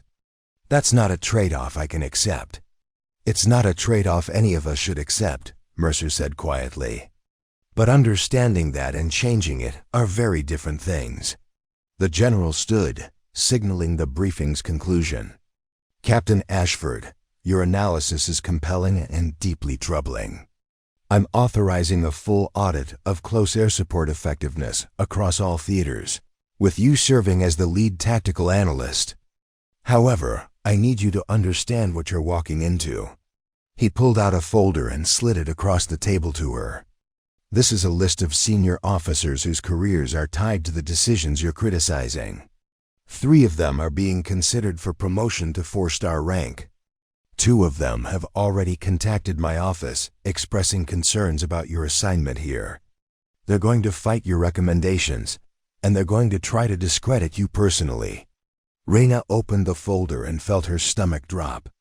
The list included names she recognized: theater commanders, acquisition executives, and senior staff officers who controlled budgets and assignments throughout the Air Force. Sir, are you saying I should soften my findings to avoid political backlash? I'm saying you should be prepared for that backlash and understand that being right doesn't protect you from it. You violated orders to save Marine lives, and that moral clarity made you a hero to some people. But now you're challenging institutional decisions, and that makes you a threat to others. General Stroud spoke up, his tone less hostile than before. Captain, I've spent 30 years in acquisition. I know how these programs work, and I know how much political capital is invested in them. If you're going to succeed in changing doctrine, you'll need allies, people inside the system who can help you navigate the politics while you focus on the tactical analysis. Sir, who would those allies be? That's what you need to figure out. Not everyone in this building is corrupt or indifferent. Some of us actually care about getting it right. But you have to be smart about who you trust and how you approach this. As the meeting concluded, Lieutenant Colonel Frost pulled Reyna aside in the corridor. That went better than I expected.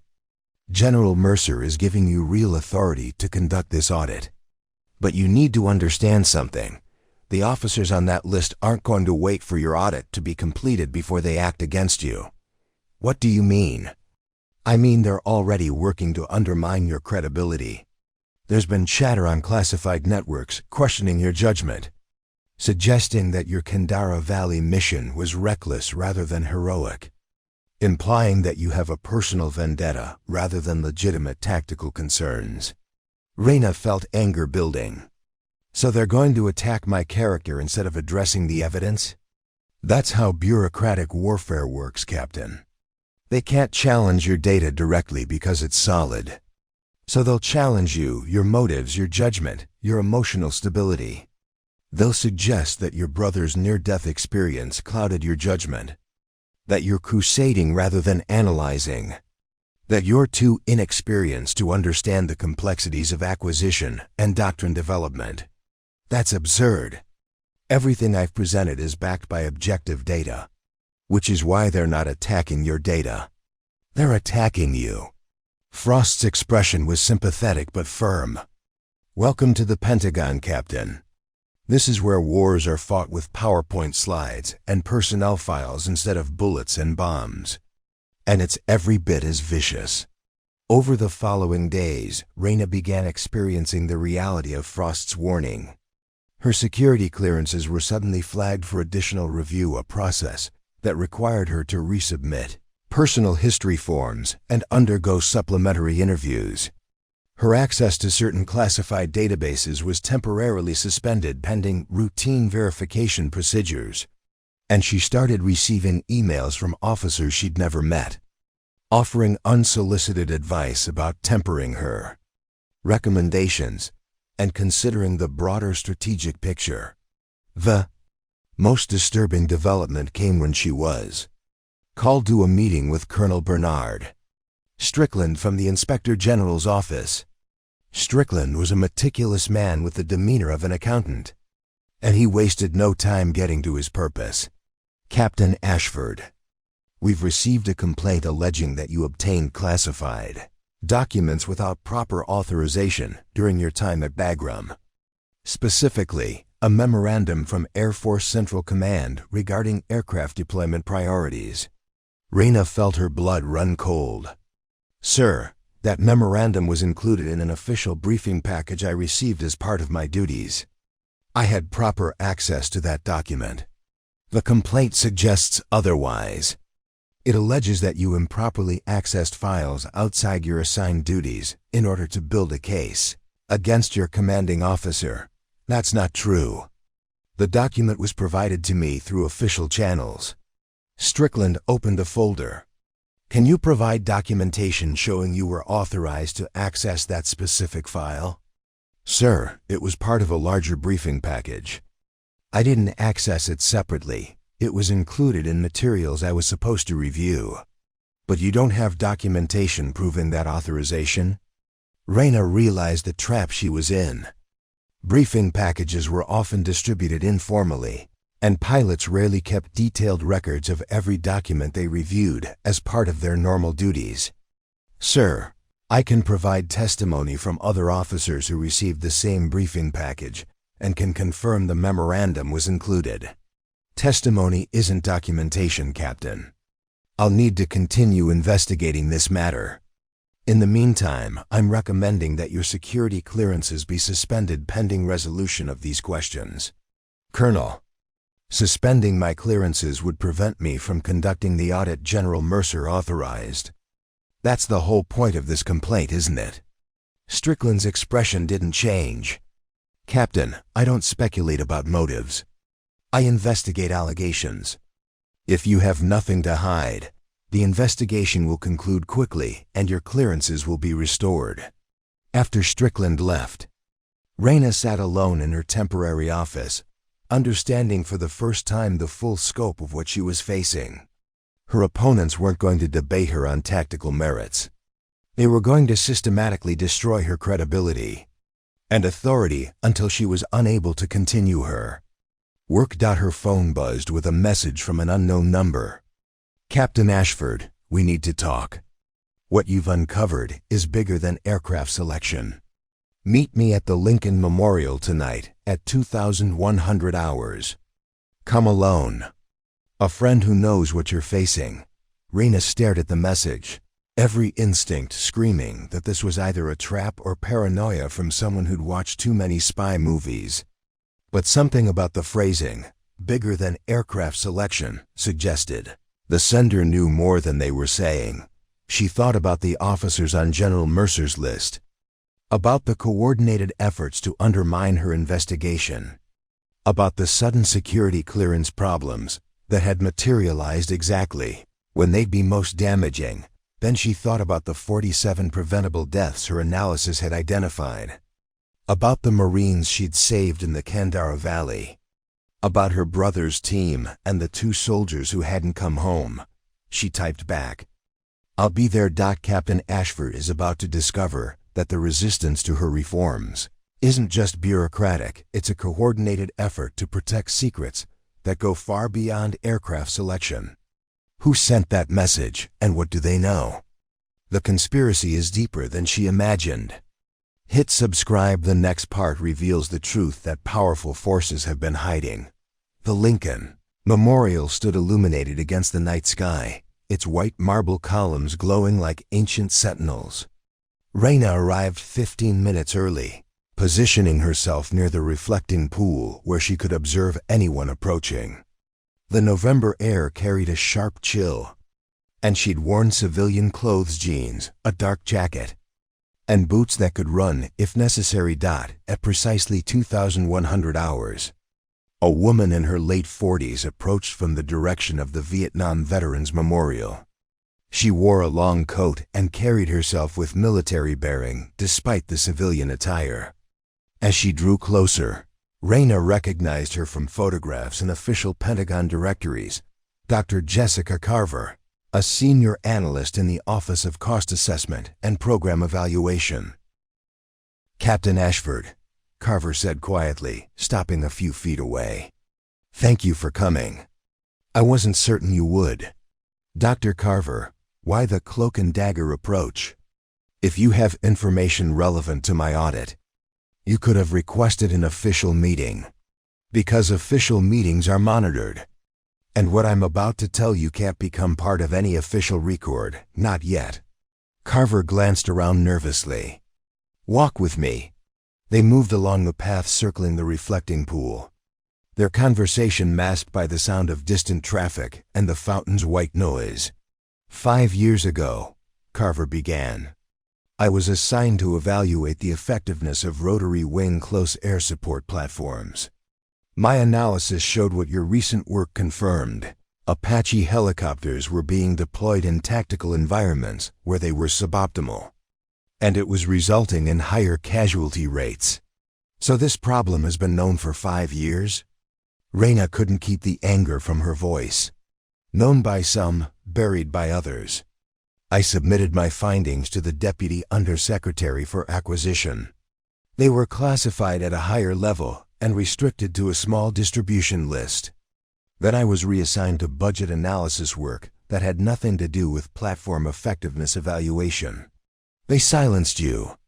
They neutralized me, Carver corrected. There's a difference. I wasn't threatened or punished. I was simply moved to a position where my expertise couldn't challenge the established narrative. It's a common tactic. The bureaucracy doesn't destroy its critics. It absorbs them and redirects them. Reyna processed this information.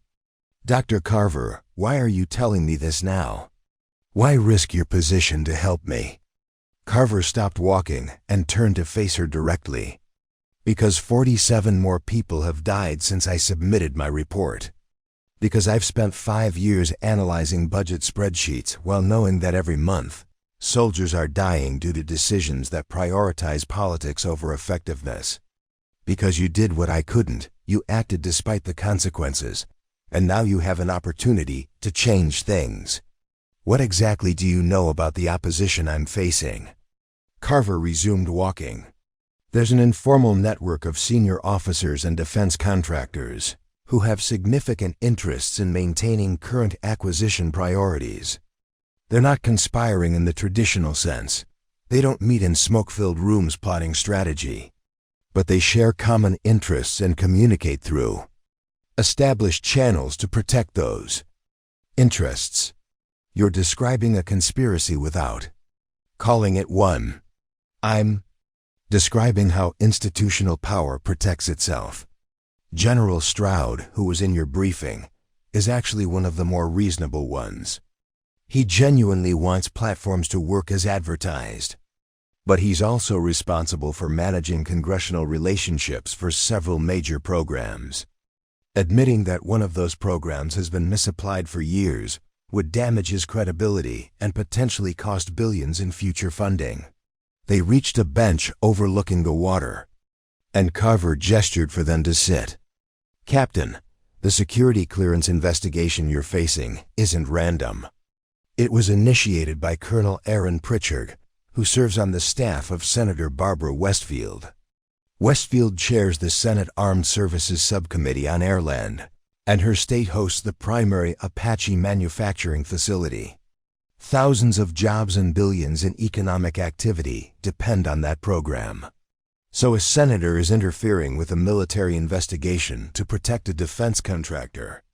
It's not that simple. Westfield genuinely believes the Apache is a good platform. Her staff has been fed information by contractor representatives and by military officers who have professional stakes in the program's success. She thinks she's protecting a valuable capability and good jobs. She doesn't know that her advocacy is contributing to American casualties. Reyna felt overwhelmed by the complexity of what Carver was describing. How do I fight this? If senators and generals are aligned against reforms, how does a captain change anything? By understanding that they're not monolithic. There are factions, competing interests, and people who care more about effectiveness than politics. General Mercer authorized your audit because he's genuinely concerned about the findings. Major General Drummond has been quietly advocating for better A-10 utilization for years. You have allies, you just need to find them and coordinate with them. Carver pulled a small USB drive from her pocket. This contains my original analysis from 5 years ago, along with updated data I've been collecting unofficially. It shows that the pattern you identified in Kandara exists in 7 other regions. It also includes a network map showing the relationships between officers, contractors, and congressional staff who are invested in current doctrine.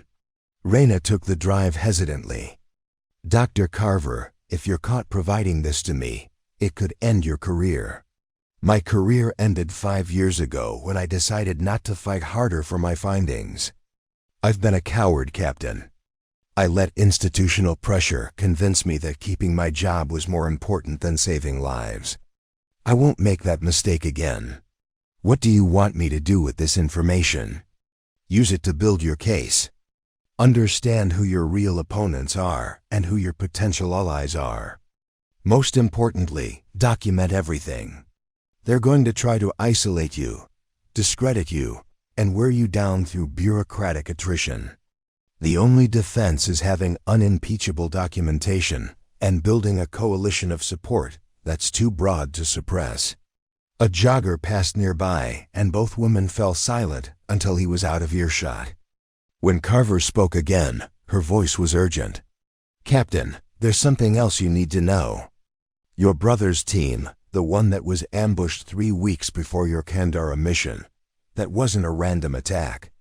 Intelligence assessments suggest it was a coordinated ambush designed specifically to target that reconnaissance element. The enemy had detailed information about the team's composition, route, and support capabilities." Reyna's blood ran cold. "Are you suggesting there was an intelligence leak?" "I'm suggesting that someone provided information about that mission's limited fire support capabilities, making it an attractive target. Whether that was intentional intelligence compromise or just careless operational security, I don't know. But it's not the only mission where enemy forces seem to have detailed knowledge of our support limitations. Dr. Carver, if what you're suggesting is true, this goes way beyond doctrine disputes. This could be espionage or deliberate sabotage, which is why you need to be extremely careful. I don't know who to trust in the intelligence community right now. There are patterns in the data that don't make sense unless someone is deliberately enabling enemy targeting of missions with inadequate support." Reyna stood abruptly, her mind racing.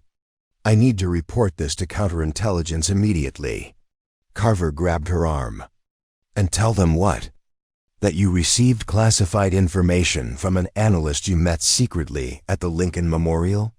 That you have suspicions based on pattern analysis from data you're not supposed to have? Captain, they'll investigate you for security violations before they investigate your allegations. Then what am I supposed to do? Build your case carefully. Use the official audit process to gather evidence. Look for patterns in mission planning and intelligence distribution. Find proof before you make accusations. And Captain, trust no one completely until you understand where their loyalties lie." Carver released Reyna's arm and stepped back. "I need to go. We shouldn't be seen together again. Everything you need is on that drive, but be careful how you access it. Use an air-gapped computer that's not connected to any networks. Don't mention my name to anyone unless you absolutely have to. Dr. Carver, why did you really reach out to me? There has to be more to this than guilt about a buried report." The analyst's expression softened. "Because my nephew was one of the 2 Marines who died on your brother's mission 3 weeks ago. Staff Sergeant Daniel Carver, 26 years old, married with a 1-year-old daughter he'll never watch grow up. His death was classified as enemy action, but I've spent the past 3 weeks analyzing the mission data, and I know better. He died because we sent him into a valley with inadequate support, and we did that because protecting a defense program mattered more than protecting his life." Tears welled in Carver's eyes. "So when I heard about an Air Force captain who violated orders to save Marines in that same valley, who was willing to risk her career to expose these problems, I knew I had to help.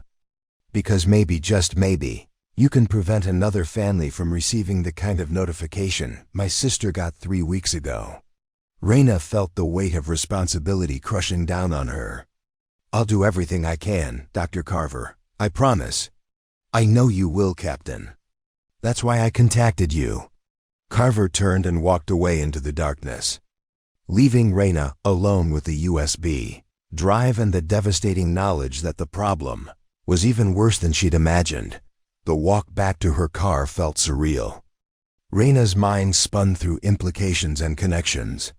If enemy forces were receiving intelligence about mission support capabilities, it suggested either a communications security failure or an active intelligence compromise. Either way, it meant American forces were being deliberately targeted based on their vulnerabilities.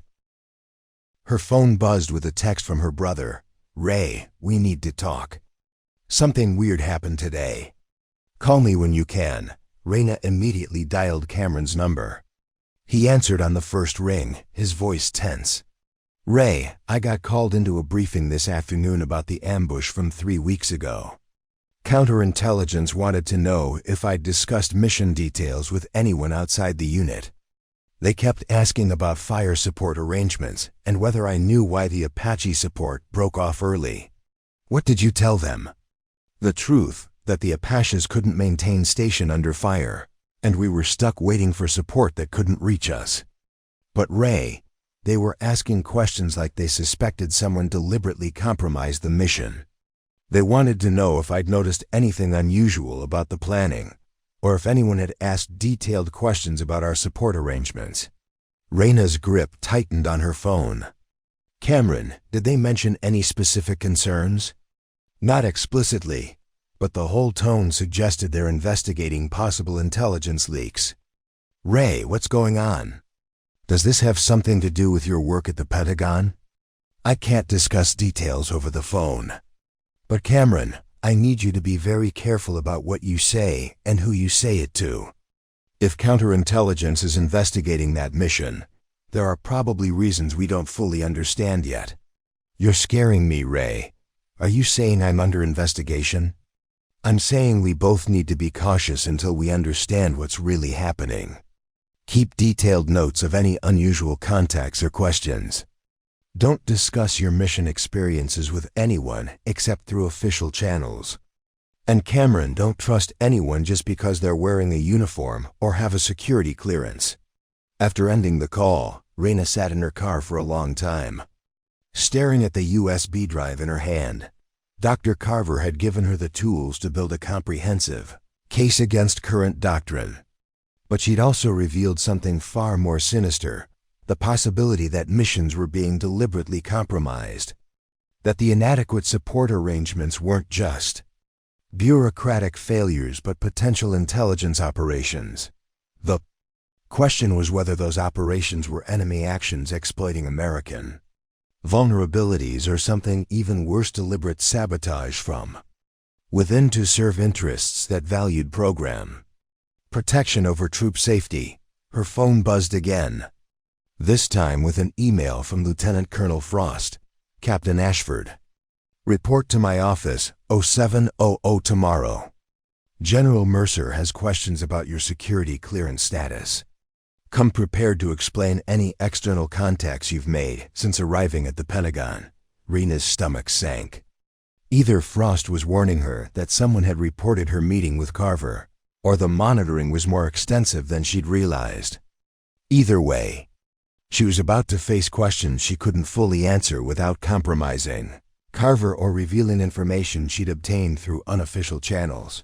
She looked at the Lincoln Memorial one last time, at the monument to a president who'd held the nation together through its most existential crisis.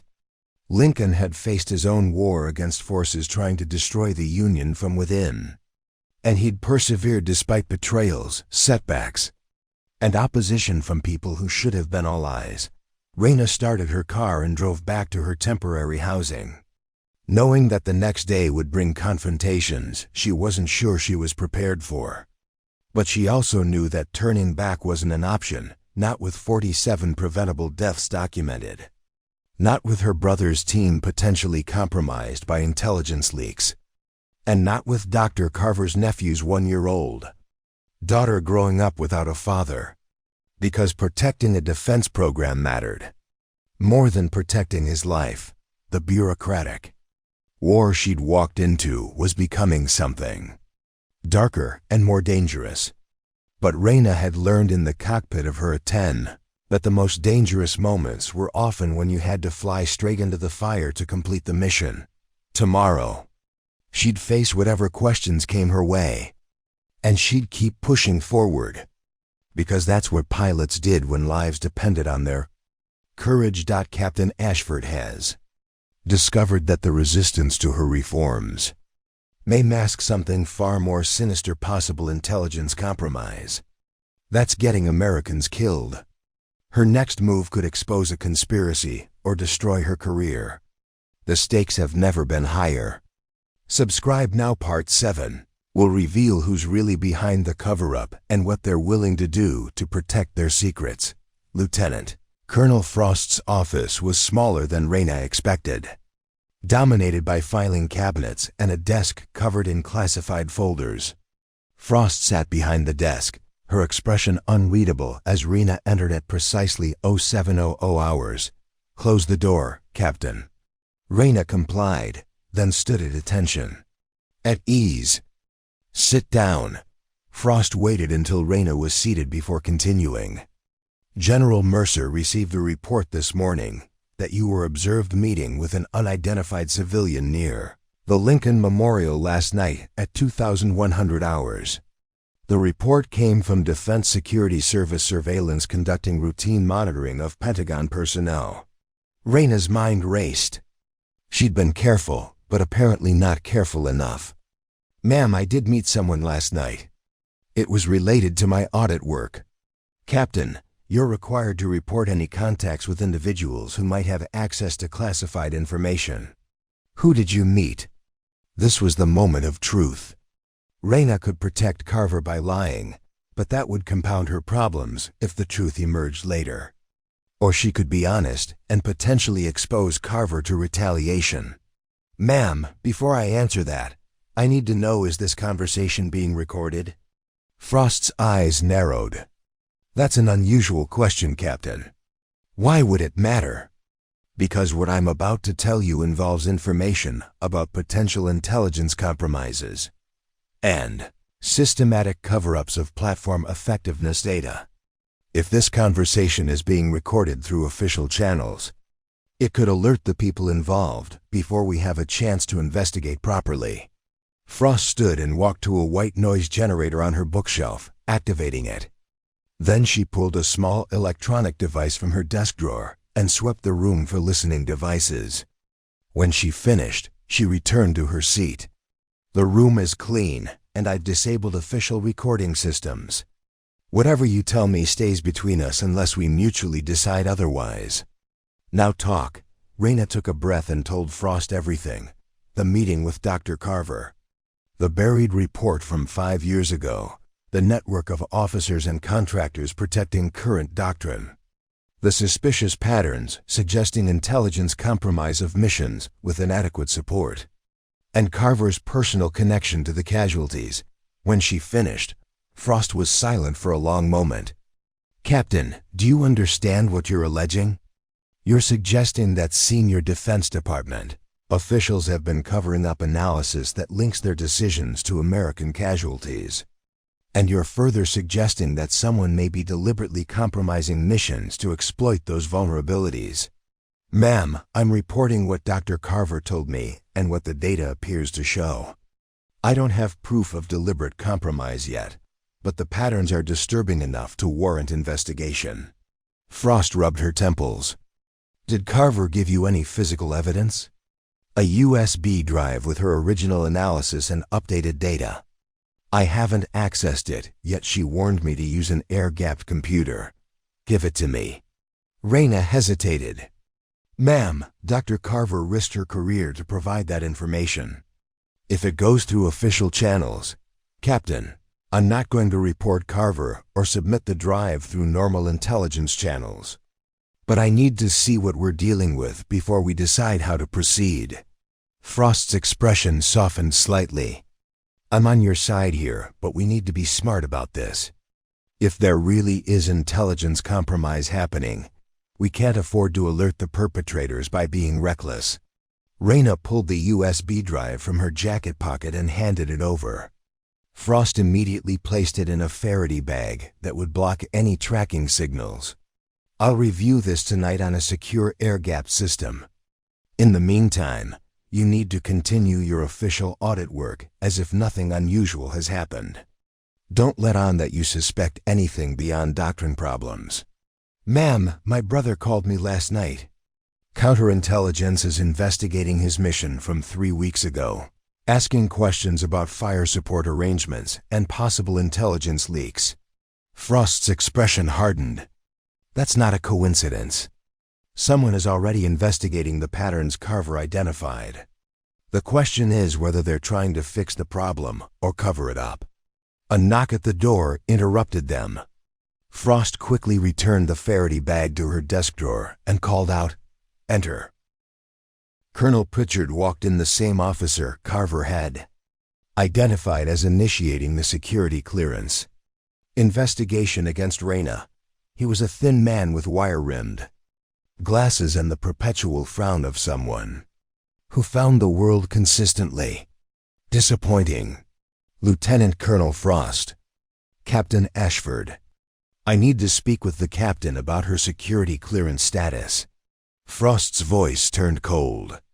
Colonel Pritchard, Captain Ashford reports to me. Any discussions about her clearance should go through my office first. This is an Inspector General matter, Colonel. It supersedes normal chain of command. Pritchard turned to Reyna. Captain, I have additional questions about your access to classified materials at Bagram. Specifically, I need to know if you maintained any unauthorized copies of classified documents or transferred any such documents to unauthorized personnel. Reyna kept her expression neutral. Sir, I handled all classified materials according to regulations. I did not maintain unauthorized copies or transfer documents inappropriately. Yet you presented a classified memorandum during your briefing to General Mercer. Where is that document now? Sir, the memorandum was part of my official presentation materials. It's secured in the classified vault designated for my audit work. I'll need to inspect that vault and verify that all documents are properly accounted for. Frost intervened. Colonel, Captain Ashford's audit materials are compartmented under General Mercer's direct authority. You don't have access to that compartment without his explicit authorization. Pritchard's frown deepened. I can obtain that authorization. Then obtain it. Until you do, this conversation is over. Captain Ashford has work to do. Pritchard stared at both women for a moment, then turned and left without another word. After the door closed, Frost exhaled slowly. He's going to get that authorization, and when he does, he's going to comb through every document looking for any irregularity he can use against you. Ma'am, I've been careful. Everything I have is properly documented, except for the USB drive currently sitting in my desk drawer, which contains classified information provided by an analyst through unofficial channels. Frost stood and began pacing. Captain, we're in a very precarious position. If Pritchard discovers that drive, both you and Carver are finished. But we also can't ignore what's on it if it contains evidence of intelligence compromise. What do we do? We need someone with enough authority to investigate without triggering the protective mechanisms that Pritchard and his network can deploy. Someone outside the normal chain that's been compromised, but inside enough to have access and credibility. Frost pulled out her phone and made a call on what Reyna recognized as a secure line. General Drummond, this is Lieutenant Colonel Frost. I need to request an urgent meeting regarding Captain Ashford's audit work. No, ma'am, it can't wait. Yes, ma'am, I understand. We'll be there in 30 minutes. After ending the call, Frost looked at Reyna. Major General Drummond has been quietly advocating for A-10 utilization for years. She's also been frustrated by the political barriers to changing doctrine. If anyone in the Pentagon has both the authority and the motivation to investigate this properly, it's her.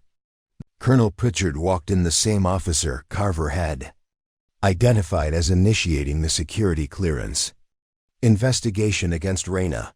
He was a thin man with wire-rimmed glasses and the perpetual frown of someone who found the world consistently disappointing. Lieutenant Colonel Frost. Captain Ashford. I need to speak with the captain about her security clearance status. Frost's voice turned cold. Colonel Pritchard, Captain Ashford reports to me. Any discussions about her clearance should go through my office first. This is an Inspector General matter, Colonel. It supersedes normal chain of command. Pritchard turned to Reyna. Captain, I have additional questions about your access to classified materials at Bagram. Specifically, I need to know if you maintained any unauthorized copies of classified documents or transferred any such documents to unauthorized personnel. Reyna kept her expression neutral. Sir, I handled all classified materials according to regulations. I did not maintain unauthorized copies or transfer documents inappropriately. Yet you presented a classified memorandum during your briefing to General Mercer. Where is that document now? Sir, the memorandum was part of my official presentation materials. It's secured in the classified vault designated for my audit work. I'll need to inspect that vault and verify that all documents are properly accounted for. Frost intervened. Colonel, Captain Ashford's audit materials are compartmented under General Mercer's direct authority. You don't have access to that compartment without his explicit authorization. Pritchard's frown deepened. I can obtain that authorization. Then obtain it. Until you do, this conversation is over. Captain Ashford has work to do. Pritchard stared at both women for a moment, then turned and left without another word. After the door closed, Frost exhaled slowly. He's going to get that authorization, and when he does, he's going to comb through every document looking for any irregularity he can use against you. Ma'am, I've been careful. Everything I have is properly documented, except for the USB drive currently sitting in my desk drawer, which contains classified information provided by an analyst through unofficial channels. Frost stood and began pacing. Captain, we're in a very precarious position. If Pritchard discovers that drive, both you and Carver are finished.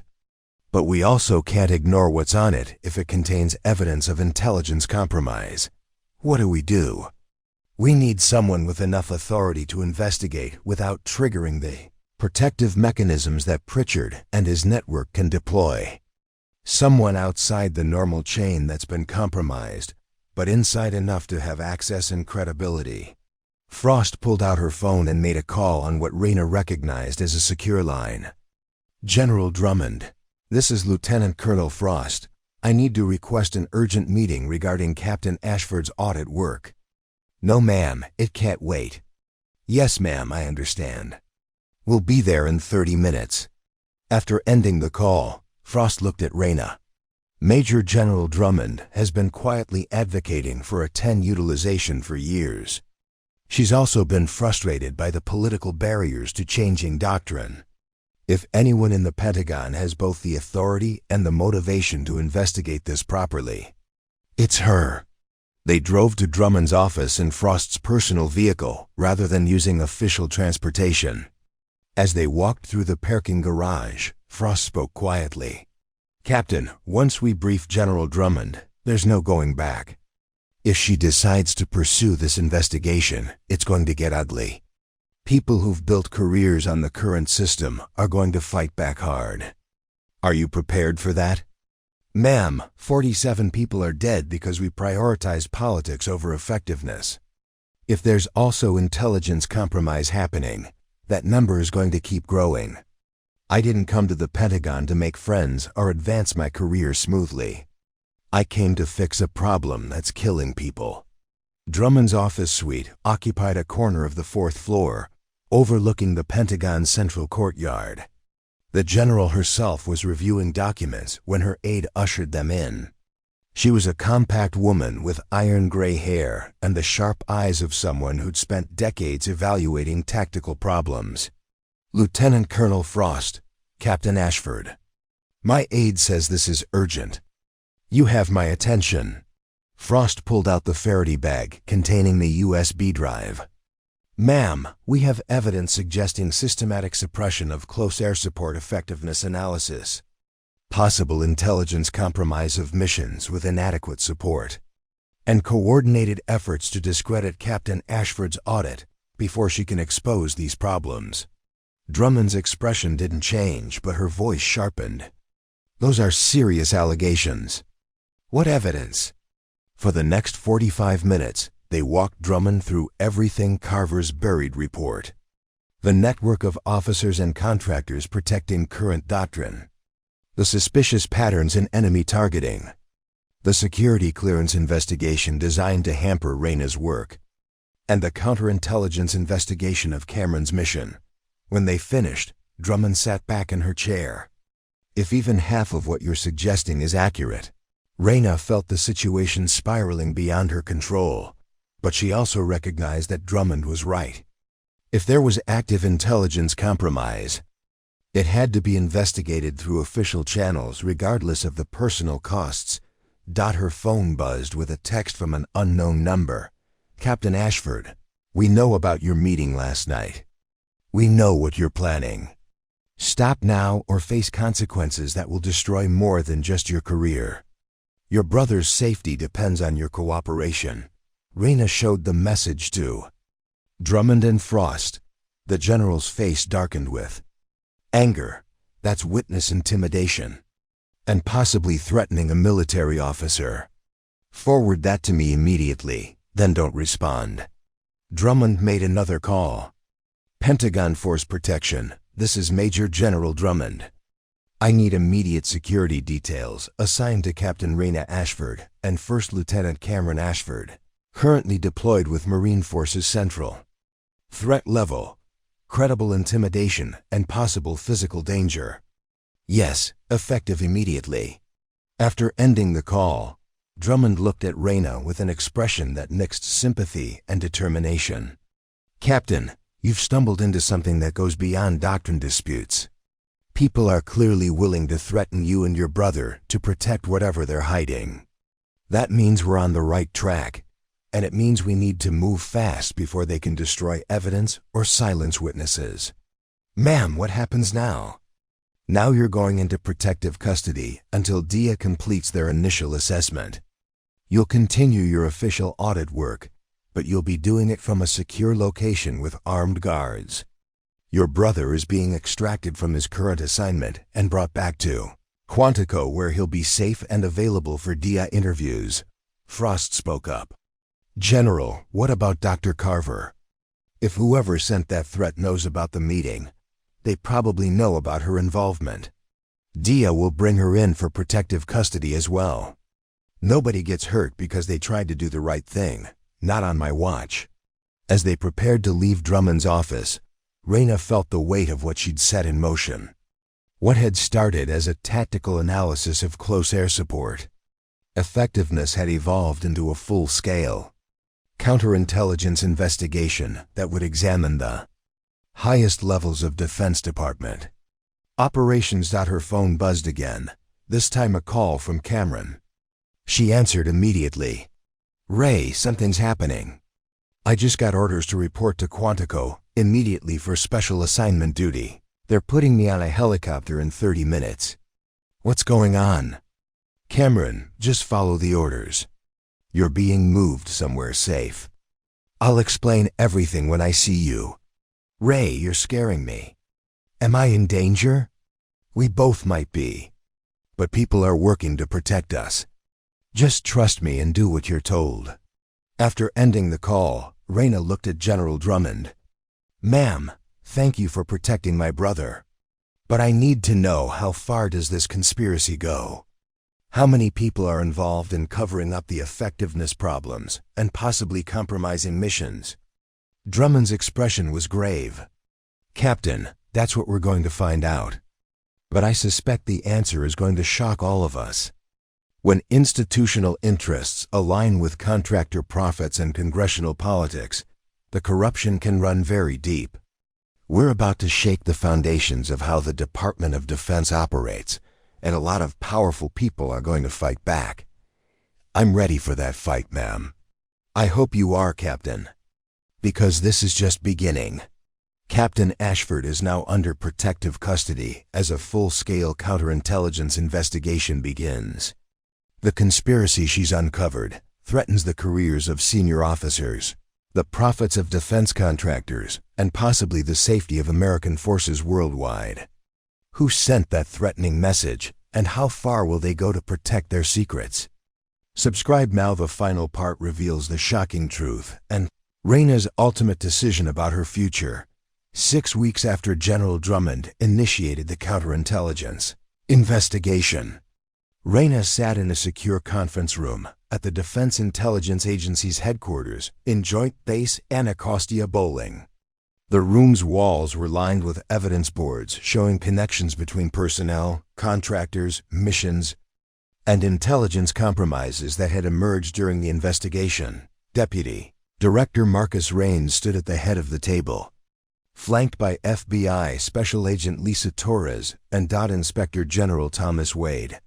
Around the table sat General Drummond, Lieutenant Colonel Frost, Dr. Jessica Carver, and Cameron Ashford, who had been granted temporary leave from his unit to participate in the final briefing. "Ladies and gentlemen," Raines began, "what we've uncovered over the past 6 weeks represents one of the most complex cases of institutional corruption and intelligence compromise in recent Defense Department history. It's not a traditional espionage case with foreign handlers and dead drops. It's something more insidious, a convergence of institutional interests that created systematic vulnerabilities which were then exploited by foreign intelligence services." He activated the main display, showing a network diagram with dozens of interconnected nodes. "Our investigation identified 17 Defense Department officials, 12 contractor representatives, and 6 congressional staff members who participated in suppressing platform effectiveness analysis and maintaining doctrine that prioritized political considerations over combat effectiveness." Dr. Carver leaned forward. "Were they deliberately getting people killed, or was it bureaucratic negligence?" "Both, in different ways," Special Agent Torres answered. "Most of the Pentagon officials weren't malicious. They were career officers trying to manage congressional relationships and protect programs they genuinely believed had value.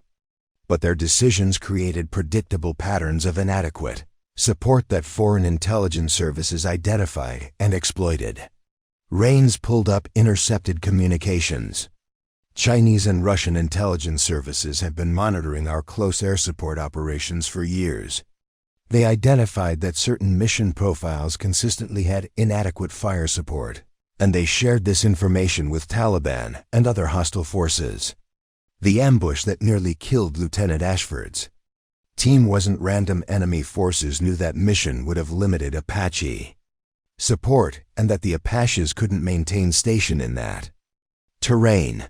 Cameron's face went pale. "So they targeted us specifically because someone in our own government created a vulnerability?" "Not deliberately," Inspector General Wade clarified. "But the effect was the same. By prioritizing Apache deployments for political reasons despite tactical inadequacy, Pentagon leadership created exploitable patterns. Foreign intelligence simply identified and weaponized those patterns." Reyna felt sick. How many casualties resulted from this? Raines consulted his notes.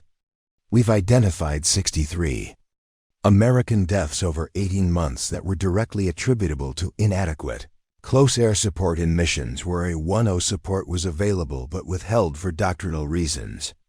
That's beyond the 47 you initially documented, Captain. The actual number is likely higher, but those 63 are cases where we have definitive evidence." The room fell silent. 63 preventable deaths. 63 families who would never see their loved ones again, because institutional politics had mattered more than tactical effectiveness. What about the people responsible? Drummond's voice was hard. "What consequences are they facing?" Wade pulled out a document. 12 officials have been relieved of duty pending further investigation.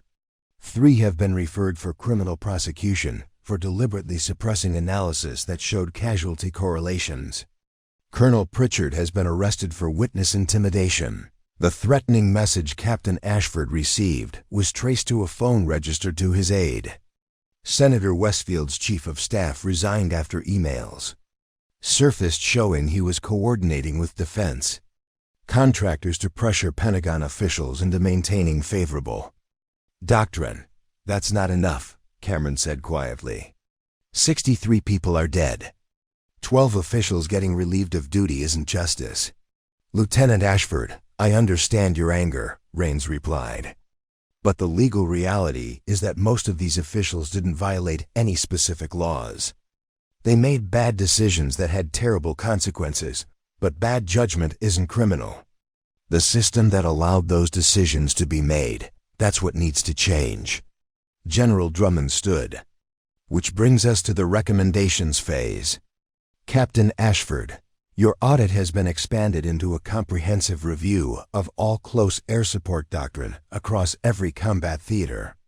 The Secretary of Defense has ordered immediate implementation of your core recommendations, separation of acquisition program validation from tactical deployment decisions, revised after-action reporting requirements that specifically analyze fire support adequacy, and creation of a direct feedback mechanism for operational pilots to flag doctrinal concerns. Ma'am, those are the technical fixes. What about accountability? The Secretary is also establishing a special review board to examine every combat operation over the past 3 years where inadequate fire support may have contributed to casualties. Families will be notified, and where appropriate, previous casualty classifications will be revised to acknowledge systemic failures rather than just enemy action. Reyna thought about Dr. Carver's nephew, about the widow and 1-year-old daughter, who deserved to know that his death wasn't inevitable, that it resulted from decisions that could have been made differently. There's one more thing, Rains added. Captain Ashford, your unauthorized launch at Kandara Valley violated regulations, but it also exposed problems that had been systematically ignored. The Secretary has decided that your letter of reprimand will be expunged from your record, and you're being promoted to Major, effective immediately. Sir, I don't want a promotion. I want assurance that this will never happen again. You're getting both, Drummond said firmly. Major Ashford, you're being assigned as the permanent director of the newly created Office of Combat Operations Effectiveness. Your mandate is to continuously evaluate whether tactical decisions are being driven by military effectiveness or by other considerations. You'll report directly to the Secretary of Defense, and you'll have authority to investigate any operation where you suspect non-tactical factors are compromising troop safety. The magnitude of the responsibility settled on Reyna's shoulders. Ma'am, that's going to make me extremely unpopular with a lot of senior officers. Yes, it will. Which is exactly why you're the right person for the job. You've already proven you're willing to sacrifice your career to protect American lives. Now we're giving you the authority to do that without having to violate orders. Dr. Carver spoke up. What about me? I buried my analysis 5 years ago instead of fighting harder. Do I face consequences for that? Wade shook his head. Dr. Carver, you reported your findings through appropriate channels. The failure was in the leadership that buried those findings, not in your submission of them. However, the Secretary would like to offer you a position as Deputy Director of Major Ashford's new office, if you're interested. Carver looked at Reyna, her eyes reflecting both grief and determination. I spent 5 years analyzing budget spreadsheets while people died. I'd like the chance to help prevent that from happening again. I'd be honored to work with you. Dr. Carver, Reyna replied, over the following hour. They reviewed implementation timelines, staffing plans, and the political battles that would inevitably arise as the reforms took effect. Multiple congressional committees were already demanding hearings. Defense contractors were lobbying against changes that might affect their programs.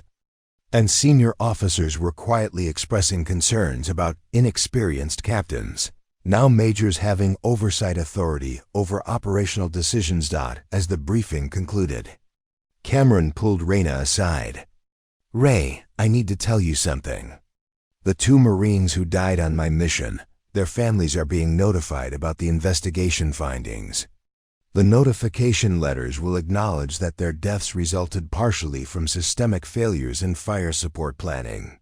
That's going to be hard for those families to hear.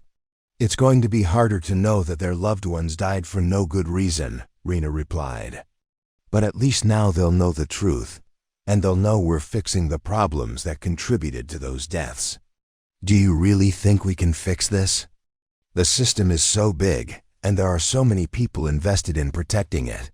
Cameron, I flew into the Kandara Valley against direct orders because I knew Marines were dying and I had the capability to help them. I saved 12 lives that day by breaking rules.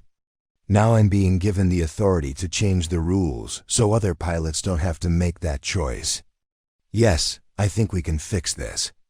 It won't be easy and it won't be quick. But we can make sure that tactical decisions prioritize troop safety over politics. 3 months later, Major Reyna Ashford stood in her new office at the Pentagon, looking out at the same view that had greeted her on her first day. The office was larger now, befitting her new position, and the walls were lined with photographs Marines from Team Falcon who she'd saved. Her A-10 Thunderstrike in flight, and a memorial photo of Staff Sergeant Daniel Carver and the 62 other service members whose deaths had catalyzed the reforms. Lieutenant Colonel Frost entered carrying a briefing folder. Major, we have a situation developing in East Africa. Marine Expeditionary Unit is planning operations in mountainous terrain with primary fire support from attack helicopters. The operational plan looks almost identical to the Kandara Valley pattern.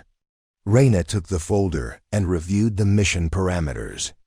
The familiar signs were all their confined terrain, enemy positions in elevated locations, rotary wing support that would struggle with the tactical environment, and A-10 assets, available but designated as reserve. She picked up her secure phone and called the theater commander directly. General Vaughn, this is Major Ashford from the Office of Combat Operations Effectiveness. I'm reviewing your upcoming operation in East Africa, and I have serious concerns about the fire support plan. 15 minutes later, she'd convinced the general to revise the support plan, making A-10's primary and helicopters reserve the exact opposite of the original configuration. The conversation had been tense, with the general initially resistant to having his planning questioned by a major. But when she'd presented the casualty data from similar operations and explained the Secretary of Defense's mandate for her oversight, he'd grudgingly agreed to the changes after ending the call. Reyna walked to her window and looked out at the Pentagon's parking lots and the Potomac River beyond. Somewhere out there, Marines were preparing for an operation in East Africa. They would never know that a last-minute change to their fire support plan might have saved their lives.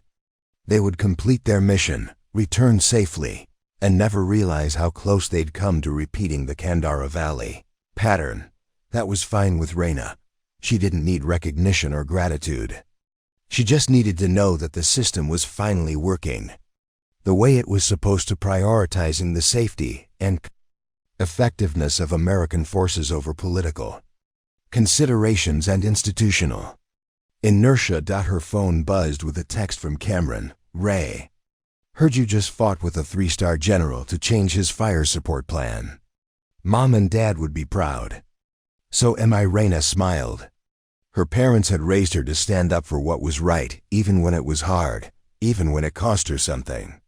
She'd learned that lesson in the cockpit of her A-10, flying into enemy fire to save Marines who needed her.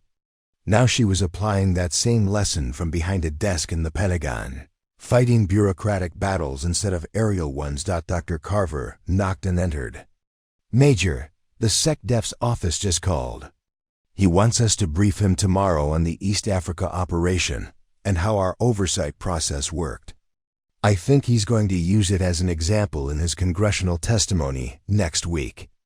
Good. The more visibility our office has, the harder it will be for people to ignore our recommendations. Carver set down a file.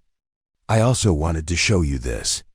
It's a letter from my sister Staff Sergeant Carver's widow. She wanted to thank us for fighting to expose what happened to her husband and for working to prevent it from happening to other families. Reyna read the letter, feeling the weight of gratitude and grief in every line. The widow wrote about her daughter, now 18 months old, growing up without her father. She wrote about the pain of learning that his death had been preventable, but also about her determination that his sacrifice wouldn't be meaningless if it led to reforms that protected other service members. Dr. Carver, your nephew's death and the deaths of 62 other Americans were the price we paid for institutional complacency and political cowardice. We can't bring them back, but we can honor them by making sure their deaths force the changes that should have been made years ago. That's exactly what we're doing. Major, one operation at a time, one doctrine revision at a time, one congressional briefing at a time. We're changing how the Defense Department makes tactical decisions, and we're doing it in their memory. As evening fell over the Pentagon, Reyna remained at her desk, reviewing operational plans and flagging concerns that would require follow-up. The work was tedious, bureaucratic, and unglamorous, nothing like the adrenaline rush of combat flying. But it was important work that saved lives by preventing bad decisions rather than by responding to crises. First Lieutenant Wynne, now assigned to Reyna's office as an operational liaison, stopped by before leaving for the day. Major, I just wanted to say that watching you work has taught me more about leadership than 4 years at the academy. You showed me that sometimes the bravest thing an officer can do is stand alone and say no when everyone else is saying yes. Wynne, I hope you never have to make the choice I made in the Kandara Valley. But if you do, I hope you'll have the courage to do what's right even when it's hard.